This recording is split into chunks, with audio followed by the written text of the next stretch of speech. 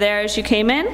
But very quickly, I'd like to ask Elizabeth Albro to come up. She is the Associate Commissioner for the Teaching and Learning Division of the National Center for Education Research at the Institute of Education Sciences, the U.S. Department of Education, and she will be moderating this panel.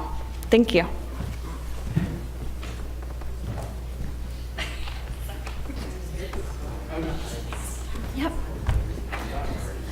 Good afternoon, everyone. Welcome back. I know it's always hard to come to the last panel session when there's cookies and coffee and sweets and cheese in the other room, but thank you so much for coming back. So some of you may know this already, and I know Heather knows this, but this is a wonderful hall for me to be back in. I actually came to DC from a faculty position, and I came as a AAAS SRCD Policy Fellow. And so I was here, and I was here for a year, and I'll just tell you that that was 12, almost 13 years ago now. So it is a life-changing experience. For those of you in the room who've never done a AAAS fellowship, I'd encourage you to look at that. So with no further ado, and I'll have some comments later, I'd like to introduce Garth Fowler. And Garth comes to us from the American Psychological Association and brings a background in neurobiology, and he is part of the education directorate there, and I'll let him tell you what he's here to talk about. So welcome, Garth, please. You don't need to know that stuff. You're just going to talk. I'm going to sit and talk. So.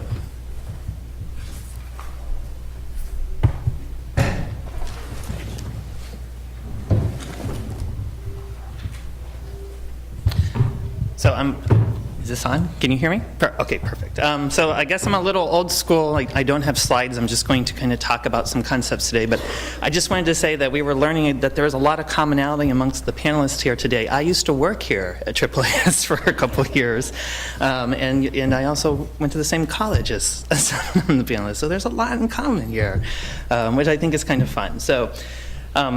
I'm very excited to be here, and as you heard, my name is Garth Fowler. I'm the Associate Executive Director for Education at the American Psychological Association. I'm directly responsible for our office and our programs in graduate, postgraduate, and continuing education. So when I was here listening to a lot of the presentations this morning, I kind of thought I might be the odd man out because what I do and what I study and what I think a lot about is the preparatory for graduate education, how we get undergraduates ready, what we do with our master's and our PhD and our professional programming. And so I thought what I would do today is tell you about some big trends that are coming up in higher ed administration, and talk a little bit about the motivation behind them, and then just my thoughts off the top of my head with the neuroscience background that I have on where I think neuroscience could kind of be involved, and I think it would be greater to see even bigger pictures on how to guide these ideas and these policies, because I think some are here to stay, some are kind of experimental, and some, I think, whether we have something to say about it or not, they're going to happen on campuses. So. To start that off, I also wanted to point out that there is another office at the APA that does a lot of work in psychology and neuroscience in schools, and it's a colleague of mine, Mina Zabatnik, runs the Center for Psychology in Schools and Education, and they actually do a lot of work in this area, and they just authored a book guideline for translating psychology and neuroscience into education for gifted children. So this is a theme that's very consistent for the APA, is trying to figure out how do we actually bring good policy and psychology and neuroscience into education. So with that said, here are the 4 concepts. I'll just mention them first, and then I'll give us some more information about them and where I think they're going and doing. So the first one is, in higher education, there is a big shift from students as I would say learners of content to creators of content, that we don't expect them to just sit and absorb anymore on college campuses. And this is really a big change, and I'll give you more details about that. So it's students, shifting students from consumers to creators of content. The other one is that learning and teaching is becoming increasingly decoupled from the traditional classroom experience. And we'll talk more about what that means. And traditional lecturing is changing a lot in higher education. I think one that is going to permeate all of higher education is that competencies and very personalized outcome assessments are challenging and changing credit hours in traditional testing. So we all sat through a class and got a degree because they said we earned so many credit hours and et cetera, and that made me a psychology major. There's big changes coming along the lines in that regard. And then the last one is the one I find most intriguing, and I think the thing that will be the most fun to maybe debate is that students report, alumni, people that graduate from college, report that the stronger their emotional relationship, and like a positive, I felt supported by my faculty, and the more they can identify a mentor on their campus, correlates heavily with their job performance afterwards and their own well-being. Like, they are more financially stable. And this is independent across whether they went to an Ivy League school, whether they went to a community college. So there's something there that I think is really intriguing. And I think that would be a really good basis to look at from a neuroscience and from a cognitive sciences point of view. What is behind that? So let's get to the first one, this idea that students are consumers of content, or shifting from consumers of content to creators of content. And what does that mean? In some regards, in a very traditional way, this is not that new.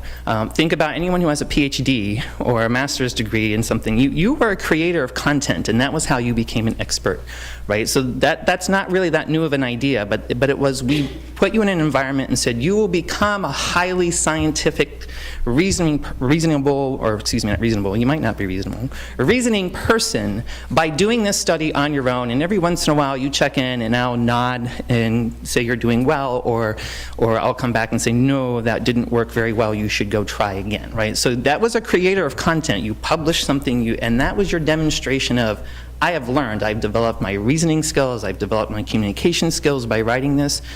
But it's gone even further, right? It's different now. That colleges are actually renovating laboratory and classroom spaces together nowadays so that students can actually be learning something in the classroom at the same time and then move straight to the laboratory to start investigating ideas.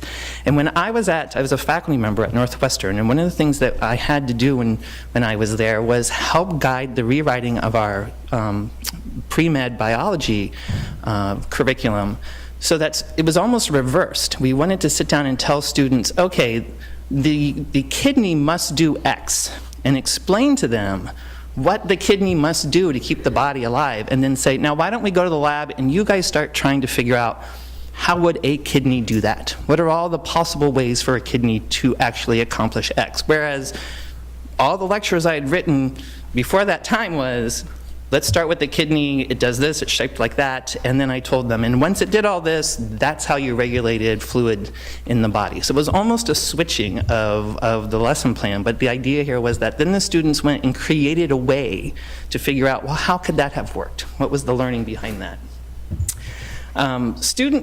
Colleges are also investing in what they call hacker spaces or maker spaces. Has anyone heard about these concepts yet? So the idea behind this is, I think of it as almost like the free-form industrial arts class. Maybe I'm dating myself if I talk about high school industrial arts. But the idea here is that colleges are creating spaces where there are 3D printers, graphing tables, band saws. I mean, I actually picture this. And students can go in and just create things. Now, sometimes it's very driven. It might be related to a class. But sometimes it's just, I think of it that for some it's a selling point for maybe the school too, but it's seen as an extracurricular activity and a resource in a space where students are creating things that they can apply to their own learning, right? So kind of a DIY model, right? So these maker spaces and these hacker spaces are getting very, very big, and sometimes libraries are actually starting to move into that area too. So that's a big trend. So we're no longer the consumer as a student, we create our learning content. And what does that mean from learning, right? Another trend, learning is becoming increasingly decoupled from the traditional classroom and from lecturing. This, I think, if I mention the word MOOC, well, you've heard of it, and there's the massive open online courses. I think, year of 2002 was the year of the MOOC. 2013 was the year of the scare of the MOOC. The Economist even wrote a paper about how MOOCs would shut down education. I almost wrote them back and said, is it true yet? And then I think this year is the year of the blasé of the MOOC. I haven't seen as many articles about it so far this year. But it's that idea that you don't necessarily need to sit in a classroom to learn anything, right? So it's this combination of online learning. So in fall of 2012, something like 2.6 million students were enrolled exclusively on an online distance learning program. So they were getting some kind of credential or degree completely online, distance from their campus. There's hybrid courses, the flipped classroom, where instead of dedicating classroom time to lecture, students learn content on their own through whatever multimedia resource they want. They can buy a book, there's a set of lectures on video that they could go to, they can combine it in any way they want, and then when they come into the classroom, the faculty or the professor spends time guiding conversation in a collaborative way to help everyone formulate or encode, I think or consolidate from a neuroscience point of view, the information. So they don't get a lecture about it, they go and learn about it outside on their own, and then the classroom space is spent trying to help them consolidate and bring it together. I think the other thing that's happening is colleges are completely renovating their dormitories or residence halls. We weren't allowed to call them dormitories. I ran one at Northwestern. It was a residence hall. And I went through a renovation process where we were trying to create it in what we called a living learning center. So in this one space, there was a dining hall, there were classrooms, there were bedrooms, there were the dorm rooms that students lived in. They were trying to put in a hacker space or a maker space. They were putting in all the computer programming labs, and the idea was this is all where it happened.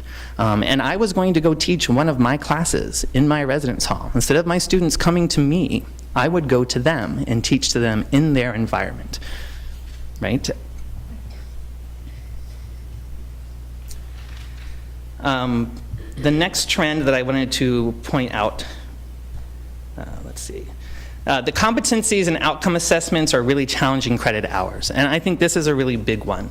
And this is being led by professional societies. And the idea here is that you don't get credit hours anymore. We set up a list of competencies, things and skills that you must be able to display, and then we test them individually. And once you've hit all the competencies, you are done. And you can be assessed on them individually and repeatedly. And there are actually programs out there that just got permission from the Department of Education to offer complete competency-based programs, no more credit hours. I think this is interesting because it's kind of asynchronous. The students can approach these concepts and competencies on their own. They can watch asynchronous videos and say, I first want to learn about public speaking for my program before I get to my scientific reasoning skills. I think that's really intriguing about, is there a linearity to how we should build concepts to make sure that we have competent people? And does cognitive neuroscience have something to say about that? And I think there probably are. And the last thing is this idea of, and then I'll kind of summarize it on what I thought neuroscience or where the area of neuroscience is for this. And the last one, again, was that idea that these students who talk about these strong emotional ties and this idea of mentoring succeed very well afterwards, right? So they report, again, that they have greater job satisfaction, they seem more engaged in their careers and jobs, they're happier with the careers and jobs that they chose, they're less likely over long term to have, like credit problem histories, they'll pay off their loans more regularly, which is a big issue, right? So there's some kind of emotional attachment, social emotional attachment that is occurring at this undergraduate and postgraduate level that is really affecting how well these students perform. So where are the ideas, or where are the concepts, I think, in cognitive neuroscience? I think some of this falls into, and this morning Dr. Denklaw mentioned that she was starting to look into executive function and executive control, and I think those all fall into this, right? These are trying to refine students' skills in planning, predictive planning, reasoning, scientific reasoning, effective communication, adaptability to scenarios. I mean, those are the ideas behind a lot of these changes, especially for things like the maker classes and for the competencies, that they are more adaptive to scenarios when we let them kind of practice adaptability on their own and give them feedback. And my question is, what do we know about some of these executive functions in college, in post-college students? Remember, almost a third of undergraduates are over the age of 25 now. So let's not think that college students are 18-year-old adolescents who have completely finished all their neurocognitive development. And we've heard earlier today that plasticity and development continues well past the adolescent ages. Some of the resources I've read say into 25. So how do we know about refining these concepts? I mean, I think at this point, there's a difference between acquisition, which is a lot of what neuroscience, traditional neuroeducation has focused on, is acquisition. What happens at the graduate, postgraduate level, where I think it's really about continuing to refine them? And what does neuroscience tell us about refining of a skill, the refining of a cognitive process? You know, people kept telling me I was a sharper thinker after graduate school. What does that mean? So that's where I was today, so thank you very much.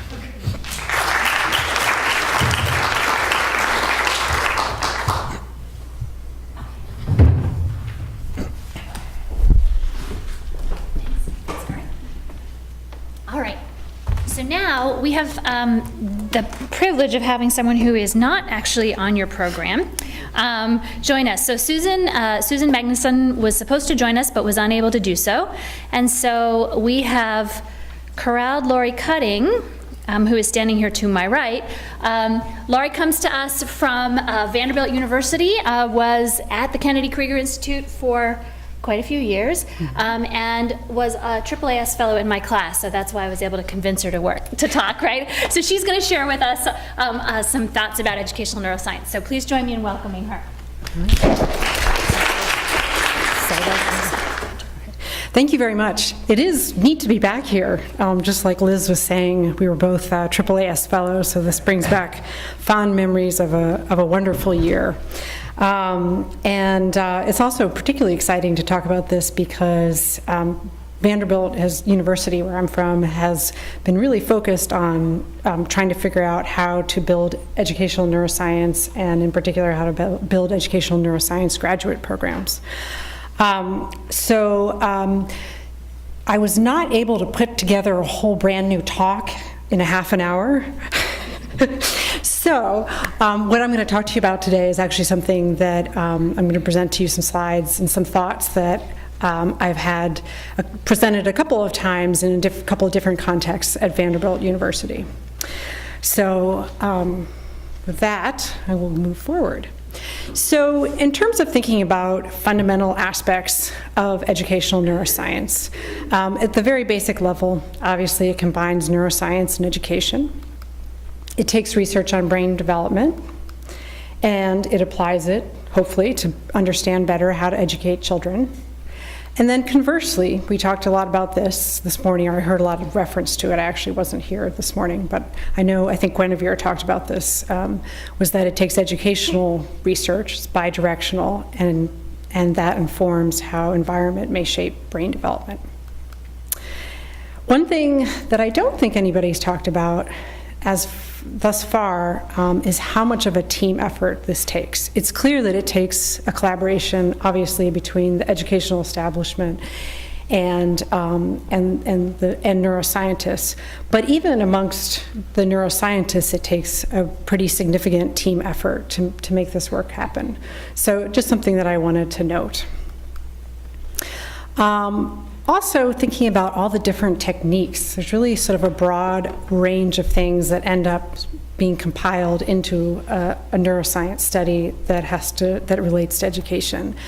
Anything from traditional, what we call paper pencil testing, all the way to thinking about animal models, and in terms of interventions, obviously academic, you've heard some about that today.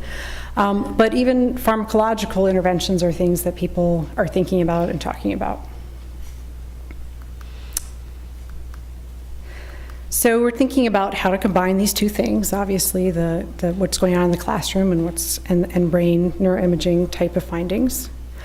And just to kind of give people a taste, as we've talked a lot about today, there's all different types of neuroimaging studies in all different areas of cognition that have been published, and so a lot of information has come from that. I'm sorry. The point that I wanted to make here is that I think this is the functional neuroimaging studies that have focused on different areas of cognition. But there's also studies that have mapped the white matter systems in the brain, so more looking at structure rather than function. But the thing to think about is that growth in brain and education are really dynamic and interactive processes. So while we have all these things going on environmentally, kids growing, kids learning different skills in school, we also have the brain that is changing. And obviously this is your work, Jay Gede's work, and I don't know actually how to play this. It's maybe through here? There. Maybe this was played this morning, I don't know. But just showing brain development over time and the changes that are also taking place while we're having all those environmental changes happen as well. So obviously the brain is necessary to learn, but education also changes the brain. So in thinking about how neuroscience may reveal more about education, there's 4 principles that I like to think about in ways that may help inform, have both fields inform each other. One is that the outside does not always look like the inside. And I'm going to explain what I mean by that in a second. The second is, what about the wiring? The third, and this has been talked about some today, is that the brain can change over short time periods. And then the fourth is that there are some studies that have shown that the brain can predict behavior better than behavior itself. So what do I mean by this outside and inside dichotomy? Here's an example, males and females. So this was a study that we did actually quite a long time ago now. Doesn't feel like a long time ago, but it was almost a decade ago. Do males and females process language or visual spatial information differently was a question that we asked, even when they appear the same on the outside. So what do I mean by that? What we had these individuals do is we had them do a very simple in-scanner task where they took 2 words, they saw 2 non-words, and they decided whether they rhymed or not. So in this case, they don't rhyme, and in this case, they do. We also presented them with a visual spatial task, which is analogous to the judgment of line orientation for those of you who might know that task. And what we had them do is decide whether the 2 lines up here matched in orientation to the 2 lines down here. And in this case, it's no, obviously. And in this case, it's yes. So how are they not different on the outside? On the outside, they showed almost identical levels of accuracy and reaction time for both of these tasks. So they were performing them equally well. But when we looked at what was happening in the brain, we saw that there were differences. So we saw that for the rhyme task, the reading task, females were showing more bilateral activation, whereas males were showing more left lateralized activation. And this finding is not necessarily new. There was a famous study in, I think it was 1995, by the Shawitzes that showed, using almost this exact same task, these findings. But what was interesting is that when we looked at the visual spatial task, we found that for males, they were the ones that showed bilateral activation, whereas the females showed more right lateralized activation. So again, just this idea that they were performing the same level, but doing it very differently. So behavior may look the same, but the mechanisms may be quite different. And some of these types of approaches may hold a lot of important answers about prediction and response to intervention.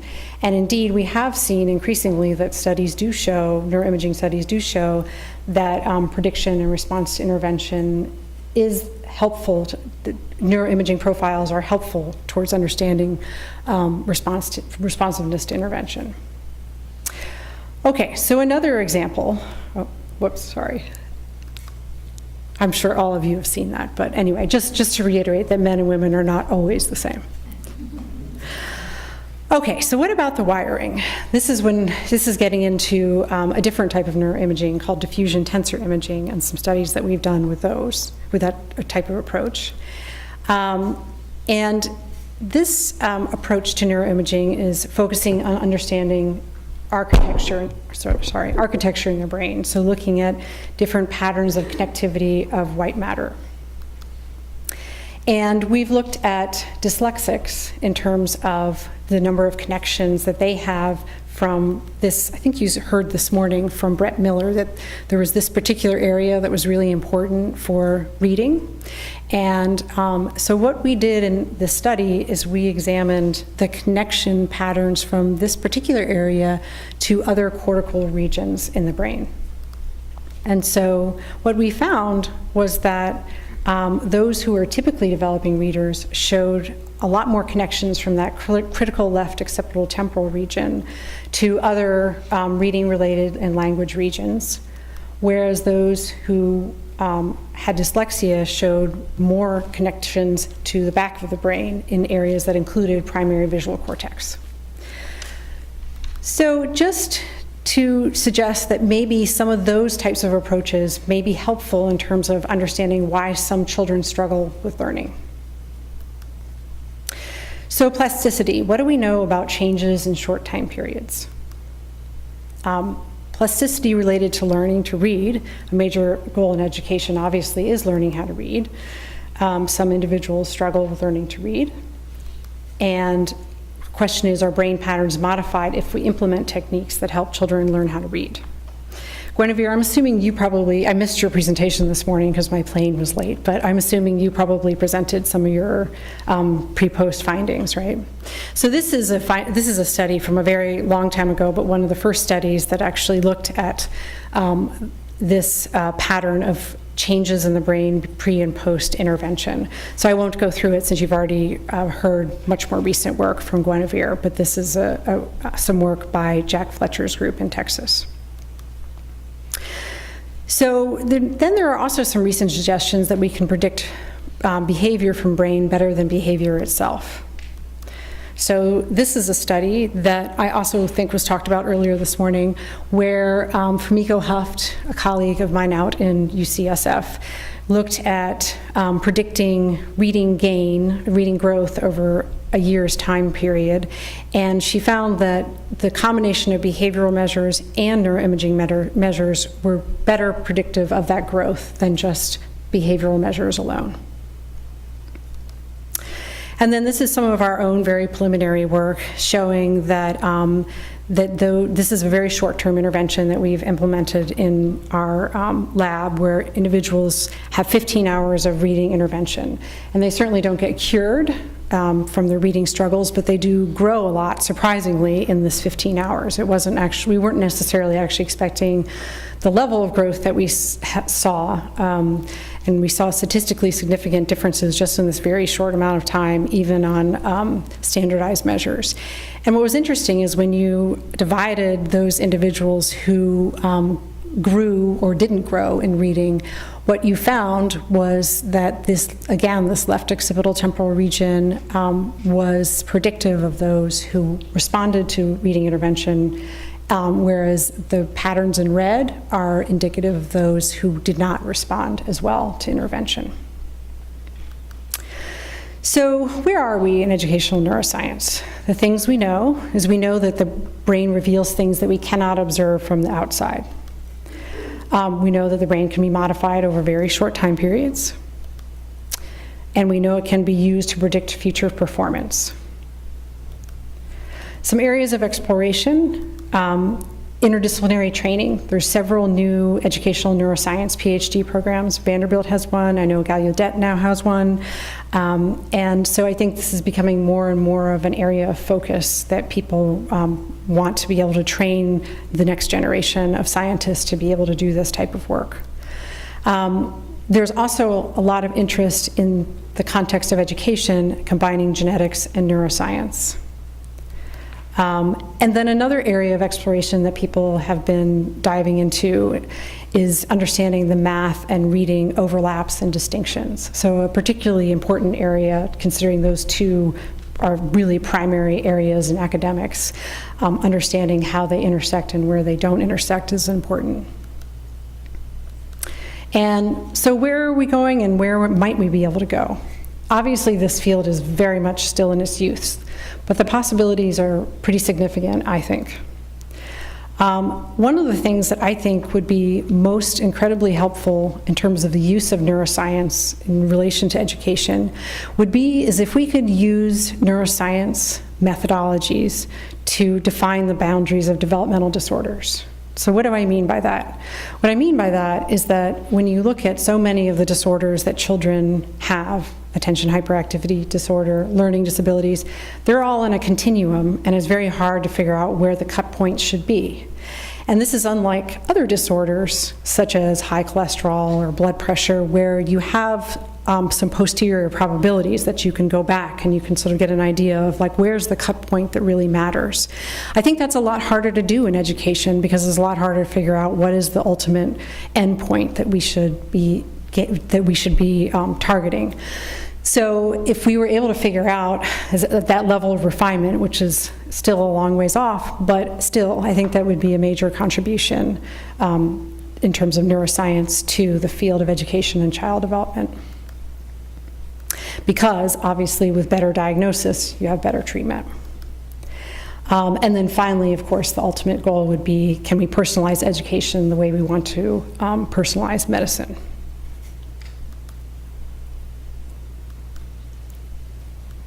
Oop, so I guess that is the end. Sorry, how's that for a half an hour preparation time? Anyway, thank you very much. And I was going to ask, I don't know if Marielle's still here, but I was going to ask her, oh, you are. So, you know, we're all supposed to be learning in this whole day symposium, so are we spacing this appropriately to actually be learning? All right, thank you so much.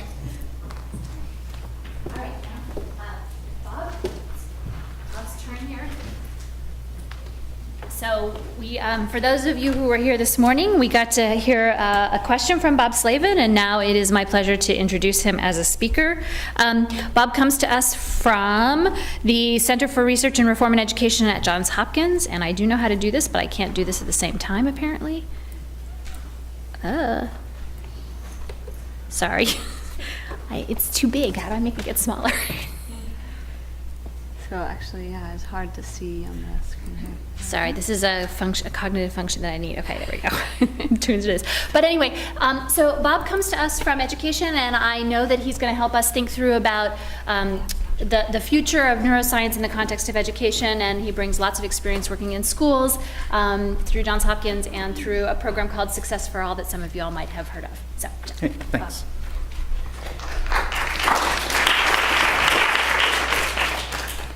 So this could be an historic moment or possibly a forgettable one. I've never given a speech on neuroscience before. So I'm making this up as I'm going along. As I said in my comment earlier today, I'm not a neuroscientist.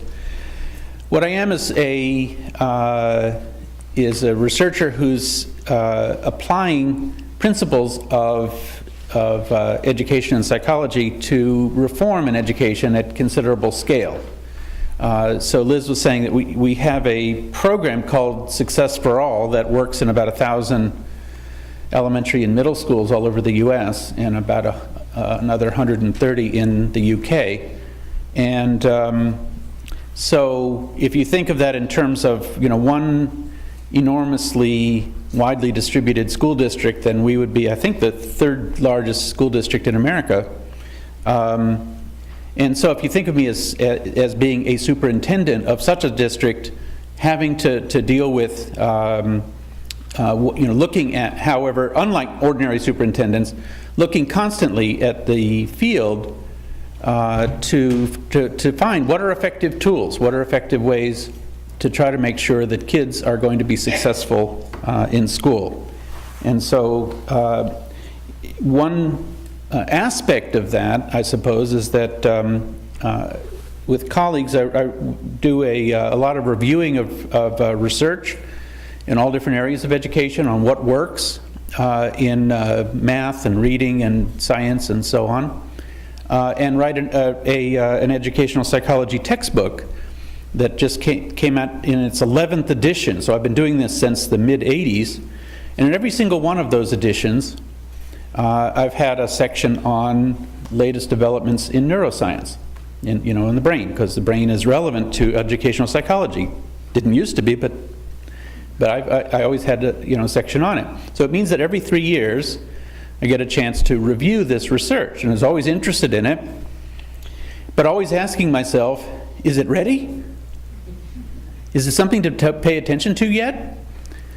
Because it seemed, from sort of an outsider perspective, that as interesting as as all of the work was, that it wasn't quite ready for prime time, that it wasn't ready for use in schools, except as suggestions. Now, educational psychology texts, as is their nature, are full of suggestions, things that are pretty good ideas that have some evidence behind them, that are things that you wouldn't be embarrassed to suggest to teachers, but they're not hard facts, let's put it that way. They're not programs and practices that have been extensively evaluated and found to be effective, but they're good ideas.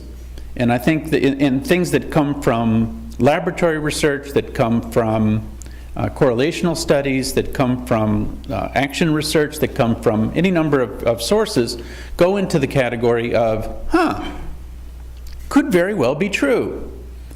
But was there enough to take very seriously for somebody who, in wearing my other hat, was going to have to take effective tools and use them with great probability, with high probability that they would actually make a difference on a considerable scale with kids. And we mostly work well, almost entirely work in high poverty schools. So these are kids who are getting, who are must succeed. They are not going to get another chance to succeed as others might. These are places in which you don't want to be trying things out unless you're pretty sure that they're going to make a difference. So the problem that we face right now is, really put quite simply, we're not getting anywhere in education in America. The levels of performance in reading are just about the same as they were in 1980. I know, sorry, the U.S. Department of Education says differently, but actually their own data say that, bear this out. So think of your cell phone, think of medical treatment, even longevity, think of, the number, the efficiency of agriculture. I mean, just any number of things, how much they've changed since 1980. In reading performance, for that whole period, flat line. Math has gone up a little bit, but it's not a lot to take pride in. The gap between the performance of white students and of African American and Hispanic students has also been at about the same level since 1980. It may be, that all of the kinds of policy interventions and things that every administration brings in and tries out, and then they fail, and the next administration says, we're not doing that again, and then they try something else that fails, that one of these may someday catch hold of, but it's not likely it's going to make a whole lot of difference in the near term based on the experience so far. My personal belief, that is not very widely shared in the policy world, is that this is going to keep happening indefinitely until we adopt the concept that we need to use things that have strong evidence behind them. That the individual programs and practices that we use in schools should have strong evidence behind them. The difficulty is that there aren't very many such programs. They're growing, and things like the Investing in Innovation, or I3, and the IES funded research that are focusing on pragmatic things that can be replicated and evaluating them at scale ultimately are adding to our store of things that actually can make a difference. But that list is still too small. And many of the things that are on it don't make a massive difference and are often not enormously innovative, don't make particular use of new technologies and so on, for example. So the situation that we're in at the point of intersection between neuroscience and education reform is this, as I see it. We need your help, and we need it now. If you can't, talking of you collectively as neuroscientists, can put effective tools in our hands, we can put them to use. But you've got to put effective tools in our hands. That's not something that is an easy thing to do, but it must be done. It's not enough to simply say, well, we've got these principles that we've learned by putting kids' heads or people's heads in machines. We have to have that information. We've got to have the solid, good science that establishes the basic principles, but we've also got to take those principles, form them into things that teachers can do, and make them pragmatic and replicable so that many teachers can do them, and then work in partnership with people who can help get those kinds of things out to large numbers of schools and assess their impact at scale. What we have in neuroscience from the perspective, again, of an outsider, and I think insiders would support this as well, is a lot of moaning about neuromyths. That's very, well-justified moaning. We heard some, Marielle mentioned some of this moaning, and once neuroscience became popular, and it is hugely popular, everybody took whatever they would have said was a good idea before and said, see, it's what I always said, the brain supports whatever it was that I said was good education. And then we developed a rich array of things that people said were brain-based, but in fact became known as neuromyths. And so many of you would know about, John Brewer wrote about those. There's a guy in England where I work part-time named Paul Howard Jones, who wrote a summary of research on neuroscience and was listing the neuromyths. He's at the Bristol University. I refer to the article as the Bristol Stomp, because he's kind of posing all of the things that people propose, listing all the things that people propose, and summarizing the research on each and every one of them. And there are not very many of them that look very promising. But this must change, and I believe that it can change if the neuroscience field can focus more on things that could lead to effective and replicable models. One of the things that's a huge factor in making this more likely now than what was likely before is the coming revolution in technology. Technology so far, as I mentioned earlier, has not been particularly beneficial. Traditional kinds of technology, essentially drill and practice programs is mostly what this consists of, have been almost uniformly ineffective at improving performance in reading and math and other topics.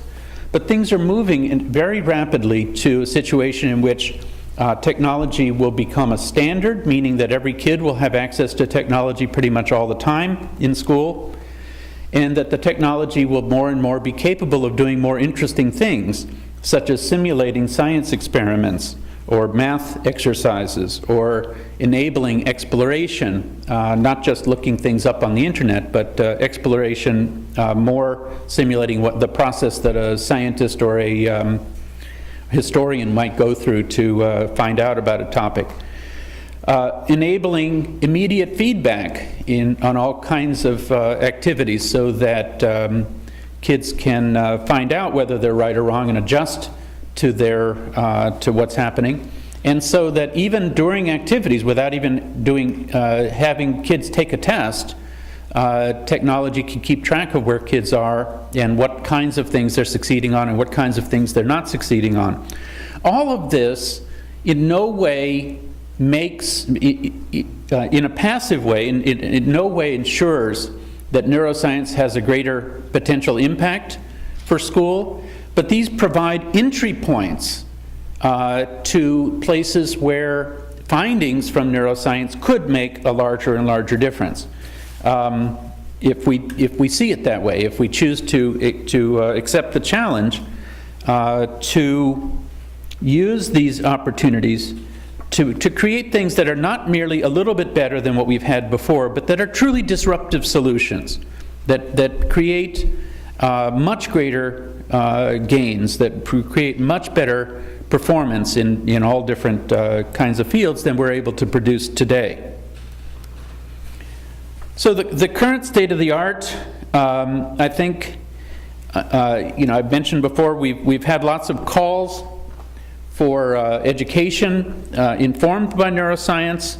This history goes back even before neuroscience, because before that, people had similar calls for cognitive psychology to solve all of our problems. And in many ways, the first 20 years or so of formal neuroscience, modern neuroscience, has been focused on rediscovering things that cognitive psychology had already knew, but now you've got physical evidence of, which is important. That's a real development, but it is but in terms of waiting patiently out in the education world, it doesn't help a great deal to find out that we have new evidence about spacing, which we knew from 1935. It's good that you now demonstrated it somehow in a different way, but that's still, we knew that. Thanks very much. I mentioned before about lots of premature suggestions for translation.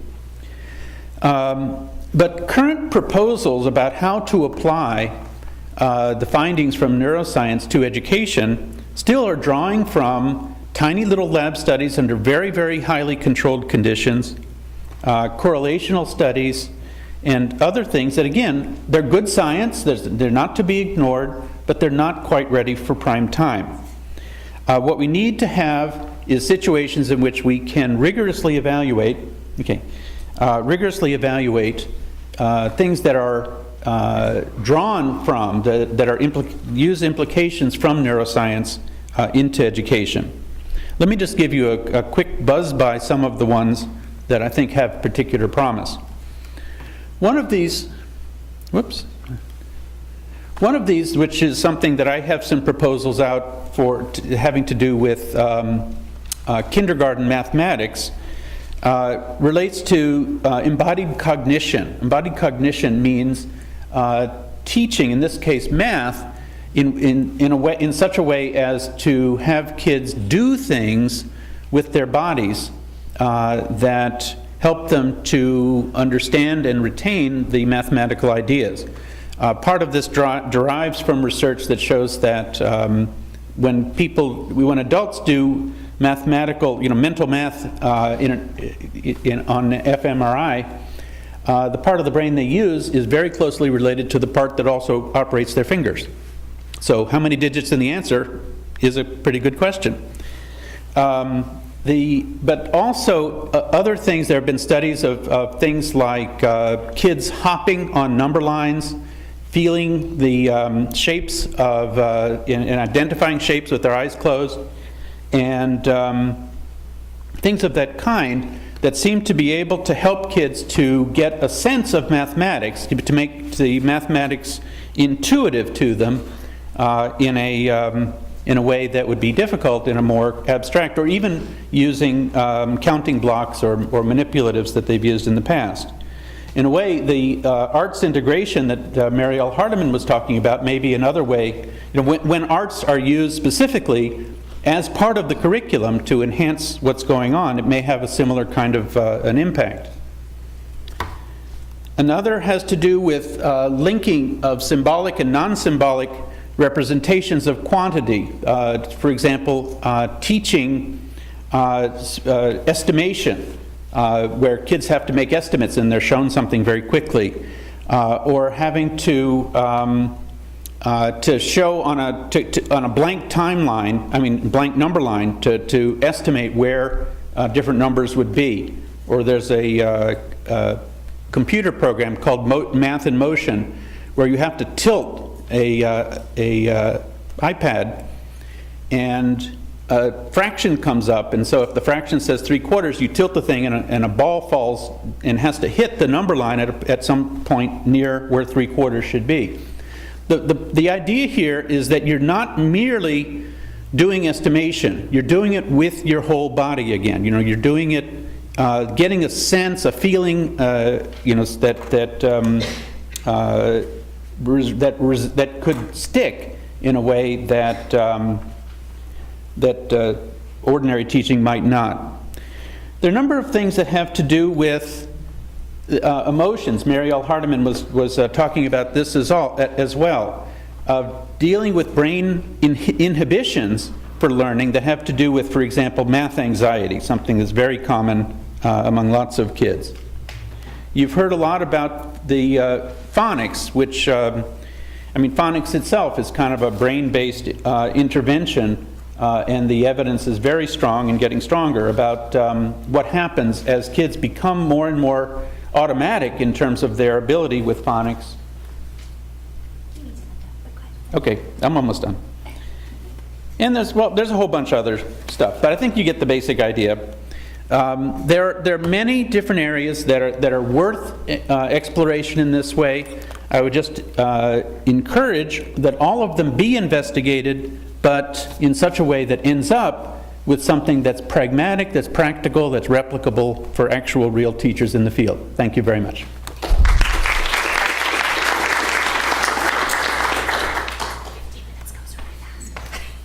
Thank you so much, Bob.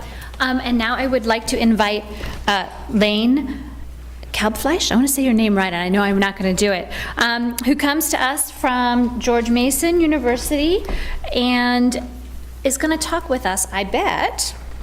Escape. I figured out how to do it. I feel very, very good about that. Oh, now I've done a bad thing because I have to see up here. Under view, yeah, except I can't see it on the... Perfect. And she works at the intersection of educational psychology and cognitive neuroscience, and she's the founder of Kid Lab at George Mason and has done work with students with learning disabilities, and I'm sure she's going to share with us lots about that. So please join me in welcoming her. Thank you. Lane. Thanks. Okay. Good afternoon. Yeah, thank you. Good afternoon. Thank you to AAAS and the Potomac Institute for the invitation. I'm excited to talk with you about a body of work that has gone on since the middle 90s, when this first attracted my attention. As a former middle school teacher, I've stood in classrooms and taught in classrooms where I didn't have adequate resources to convey high-level knowledge, or the kids in front of me didn't have adequate internal resources to process knowledge. And so those experiences really led me into neuroscience, because I thought, if the environment is one priority, educational psychology prioritizes what's happening in the environment, what's inhibiting learning, and what can we do to promote it, then the other half of the equation really has to be cognitive neuroscience. What's happening from the inside out, and what clues can our brains and our nervous systems give us about the optimization of learning? And so, as this slide shows you, this is a picture I took at a Barnes & Noble in a Northern Virginia mall about 5 years ago or so, and it's the brain reading, the brain drinking, the brain gambling, the depressed brain, the happy brain. We are very interested in our brains. And yet, I think we've missed a key step. We need to inform people and to teach people what we know. Levels of scientific literacy in the general population, and anybody who is not in the deep practice of neuroscience, this is not common knowledge. You don't run across this on the popular bookshelf, even though it looks like you might be able to. And so we really need to start educating people at a deeper level so that we have scientifically literate consumers and people who can be our partners in problem solving. And so my first opportunity to comment in a public way about the potential for neuroscience to inform education was back in graduate school with then mentor Carol Tomlinson. And she said, Lane, you know, in doing the work that you're doing, at the time I was working in a lab working with hyperactive rats and starting to work in behavioral medicine with boys that had ADHD. And she said, what are the low-hanging fruits? What are some of the guiding principles that we might work from on the educational psychology side? And so these were the three things I suggested. First, intellectual and emotional safety, that without that, what's inside can't come out and what's outside can't go in. We know that from research in stress levels in cortisol. Marielle, applauding your efforts to look at toxic stress, because that's probably the greatest barrier to learning that we have in this country today. The second is this idea of what is stress, and what's challenging to one person may be exciting to the person next to them, and how to mediate that in a group social setting. And then finally, this idea that each person has to make sense of things in their own way and by their own experience. The theoretical term for that is constructivist learning, but I always thought of it as you can't digest somebody's food for them. Why would you think you could digest their knowledge? And so these are the three principles that kind of started me on my way. So fast forward a decade later, and the Roper Review, which is a gifted education journal, asked if I would guest edit a special issue on the cognitive neuroscience of giftedness. We'll talk about a hot potato and a hot topic. It took over 2 years to put that issue together because I really wanted people to contribute from the bench and from science, not to contribute to this layer of neuromyth and fear that we have about individual differences. And so my contribution to that issue was a neuroprimer that I wrote for education researchers and practitioners as a way to start to begin to create a literate consumer base in education about what cognitive neuroscience is, what the methods look like, and what are our realistic limitations and expectations. And this is a figure from that article, and it's the time course of the bold signal in the brain. It's the metabolic cue as to what's happening and where it's happening. And yet that signal takes anywhere from 3 to 16 seconds to actualize itself after you've done the behavior, answered the math problem, read the word, and you think about 3 to 16 seconds in a classroom can be a lifetime, right? If I stop talking and we watch the clock for 16 seconds, we'd all be in pain. And yet, when we look at the time course of our brains and the metabolics underneath processing information, that's the metric at which we observe it in functional MRI. And certainly there are more sensitive methods like EEG and near-infrared, as Laura Ann was talking about this morning, that allow us to see more in real time, but we don't have the perfect method yet. And so at that point, this idea of what's happening from the inside out, I thought, our central nervous system is an endogenous heuristic. Endogenous because it's inside of us, that's the biological term. Heuristic because we are fond of heuristics in education for figuring out how to create problem-solving methods and pedagogy. And so a few years ago in the Potomac Institute, I was asked to talk about neurotechnology in education and whether we are intervening, enabling, or enhancing. And in that chapter, I talked about these ideas of incremental change and understanding the social time course of learning in a classroom versus measuring the time course of learning in a laboratory, and talking about the status of intervention science. The idea that we know the brain is plastic, it's designed to respond to experience, and we can measure it in a short time course, and even over the course of an intervention. And yet the ultimate question mark for all of us today in 2014 still is there long-term change? And not only is that long-term change extending into academic achievement measures, but also quality of life measures. Did that person's life change as a result of this intervention? Are they happier, more stable? Garth, the things you're talking about, the emotional connection, things that are predictive of that, that's really the gold standard for our intervention science. And so just this year, I was guest editing a special issue of Frontiers on constructivist learning, this idea that we learn from our own experience. And that was conceptually and intentionally broad, because what I wanted to do was capture from as many different entry points as possible cutting-edge science taking place around the world that might help inform, constructively inform a policy and a practice for educational neuroscience. And so between October the 18th of 2012 and just a few months ago, everything from looking at creativity, looking at musical cognition, looking at nonverbal reasoning, looking at genetic basis of reading disorders and dyslexia, there are a whole host of contributions from people around the world. And so back to my own work. In 2004, I was invited to write a review called The Functional Anatomy of Talent. And talent is the word that I use to describe giftedness. And people will say that's awfully general. And yet to me, it's not as general as it sounds, because it encompasses both intelligence and creativity, and we tend to study them separately from one another. And I think the boundary condition between the two is where the insights might be. But also, talent is not a new commodity. There are evidence, there are artifacts all over the earth of human talent that succeeds you and I by several hundreds of years. And it isn't even confined to just our species. There are broad literatures of cross-species expertise that inform our own expertise about ourselves, about certain specific domain skills. And so, to me, it seemed like a very specific, good organizer.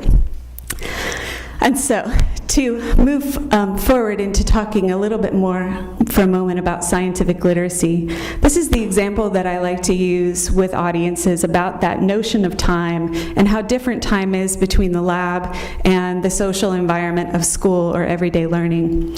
And so we've all been here behind the wheel of our car and something runs out, and all of a sudden there it is, and you don't want to hit it, but you don't want to be rear-ended if you put on the brakes.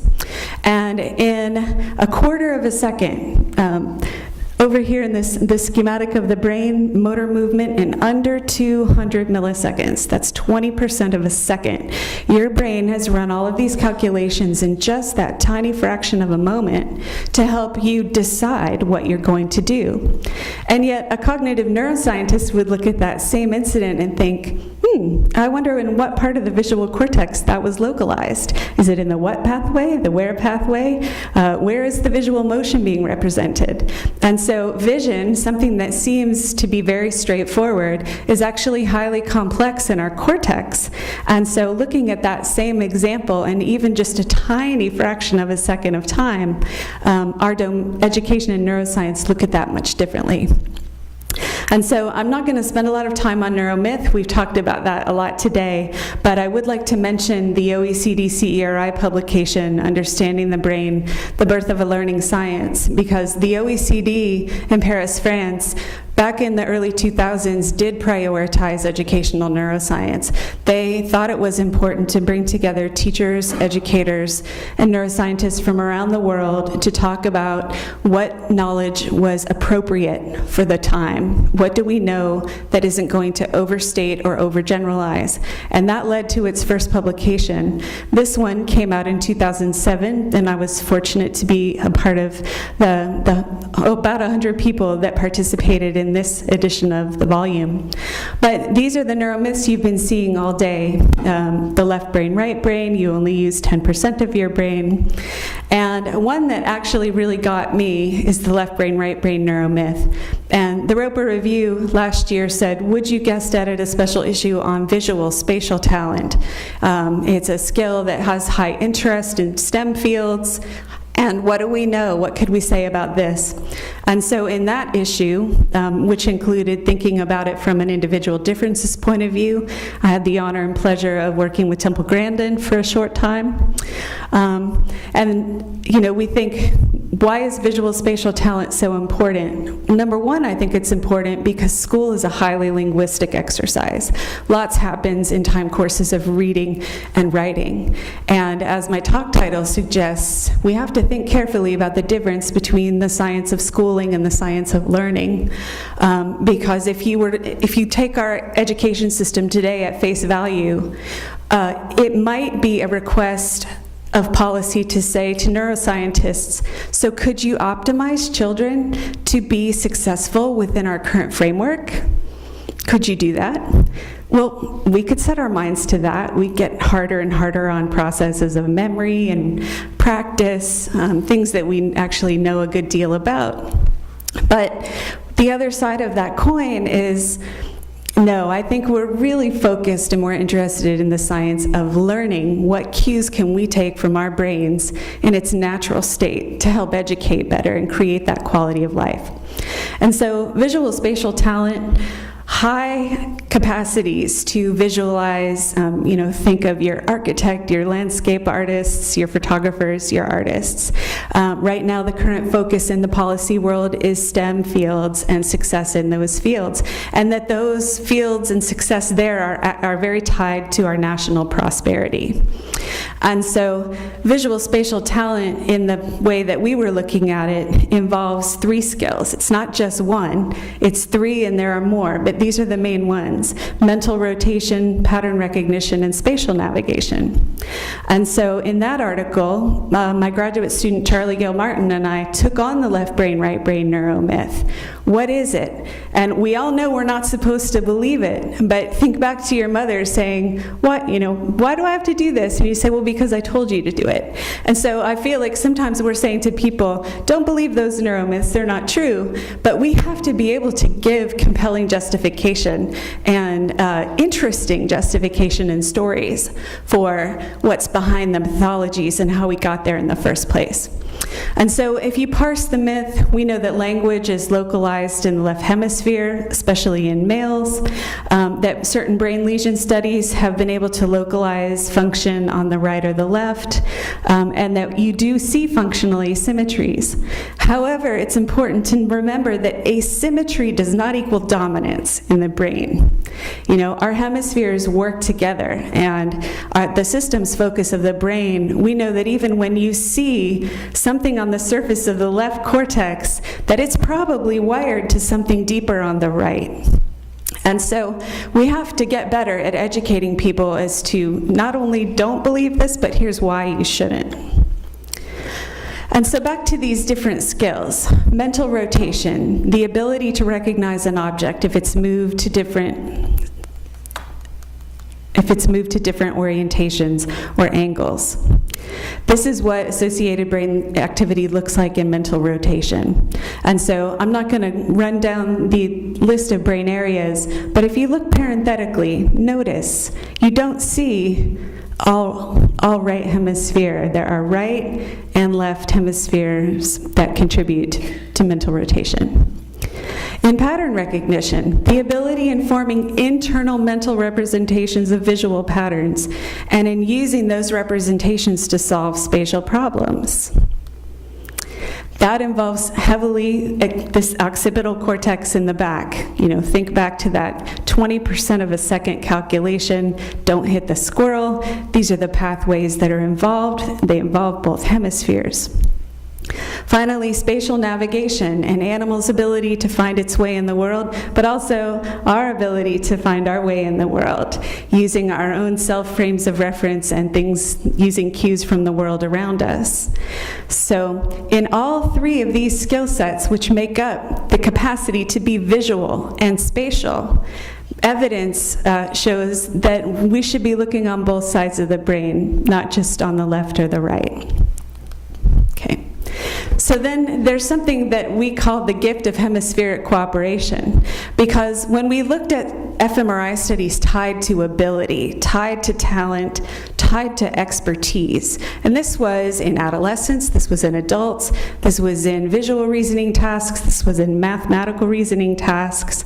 You see, when people have high expertise and high capacity, both hemispheres are involved. And so not only does the left brain, right brain neuromyth not belong in the general population, it's also important to understand that expertise is affiliated with dual hemisphere participation. Okay, so our neural signature of expertise at in very high levels of cognition and thought involve both hemispheres. So this brings me to my own science, because I focus in the lab on matrix reasoning tasks. And the middle slide here, let's see. So right here, this is a matrix reasoning task. Looks kind of divorced from the environment, not that interesting, and yet we use tasks that look like this to identify aptitude in people, not only general population, but people with second language, people with learning disabilities. This task is touted as the way we measure human aptitude. It's the most universal measure of its kind. And it's not perfect, but it is our kind of gold standard for how we measure aptitude outside of a traditional intelligence test. And so the educator in me said, well, look at that matrix. This one happens to be blue, but usually they're just made of black and white line drawings. And I thought, well, as a constructivist, this room and the rooms we educate in are not made of black and white lines. Our worlds are not made that way. The world has color and visual contrast. So I thought, well, let's use a good baseline matrix task to look at the contributions from the visual environment, the importance of contrast, the importance of color. And as the slide shows, contrast is an important survival skill. If you're a baby, you don't want to crawl off of an edge, and you learn very quickly not to go beyond certain boundaries because of contrast. Color, on the other hand, is much more complex. It informs our art, it informs our design, the pleasure we might feel or see in a space. And so observations about color, I thought, if we're learning by experience, we always learn in context, and perhaps this is a good baseline measure for parsing the environment and how the environment might influence what's happening in the frontal cortex. And so we did this. We gave our subjects, 100 subjects, a matrix task that looked like black and white lines. We added color to the same set, and then we added this visual contrast measure. We also varied how complex those matrices are by no complexity or no change. So this is just an easy matching task. Here, only one thing changes across each level, and finally here, there's complexity that changes both down each level and across each level of the matrix. And this is 0, 1, and 2 relations. And we know that the frontal lobes don't care that much about 0 and 1 relations, but it does get interested at 2.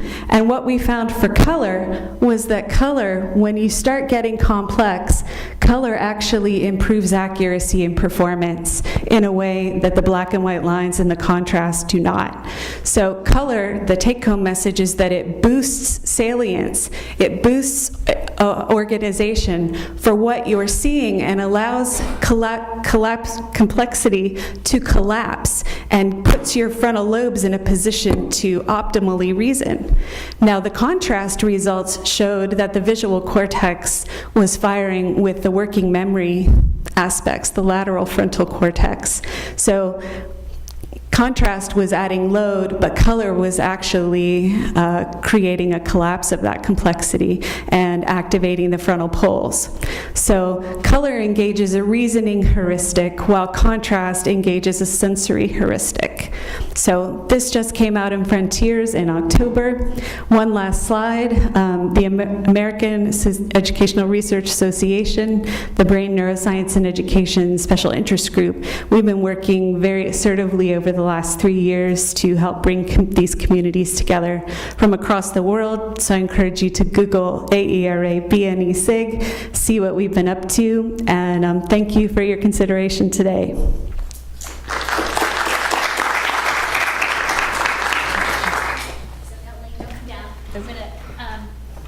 invite all of our speakers to come back up, and we're going to have some Q&A time with folks. And as people are getting...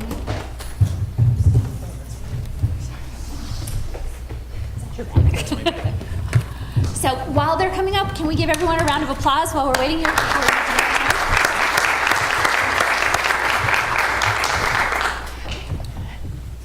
All right, and someone's gonna, I'm sure, turn the lights on so we're not here in the dark. Bob, I think you're there. So when I introduced everyone, I didn't use the opportunity to say a little bit about the work that we do, so I will use this opportunity to do that. I have to say one public service announcement, which is that if you're watching the live stream of this, please remember that on Twitter, if you use the hashtag Neuromyth and not Neuromyth, NeuroEDU, sorry, it's in my brain right now after all that, NeuroEDU, then we will see it, and Heather will make sure that I get it. So one quick thing. So I work at the Institute of Education Sciences, and in the panel this morning there was discussion about how do we test this research in schools, right? How do we actually affect bridging cognitive science, neuroscience, and the classroom? And I wanted to just let folks know that within IES we have a program of research called Cognition and Student Learning, which is intended exactly to do that. You'll notice it's not an classroom and education, right? It's focused on the learning aspect of this. And I'm going to call it my program officer, Erin Higgins, who's here. So if you're interested, Erin will be happy to talk with you about our program of work. I also want to let you know that we're funding 2 large-scale R&D centers that are actually taking principles of cognitive science, including the spacing and assessment principle that was discussed earlier, and are using what we know about learning and cognitive science to change the way curriculum is delivered. And one of them is just coming to an end and was focused on science instruction, and you all will be glad to know that the cognitive science interventions, in fact, do appear to be having positive outcomes in middle school science learning. So stay tuned, that work will be coming out.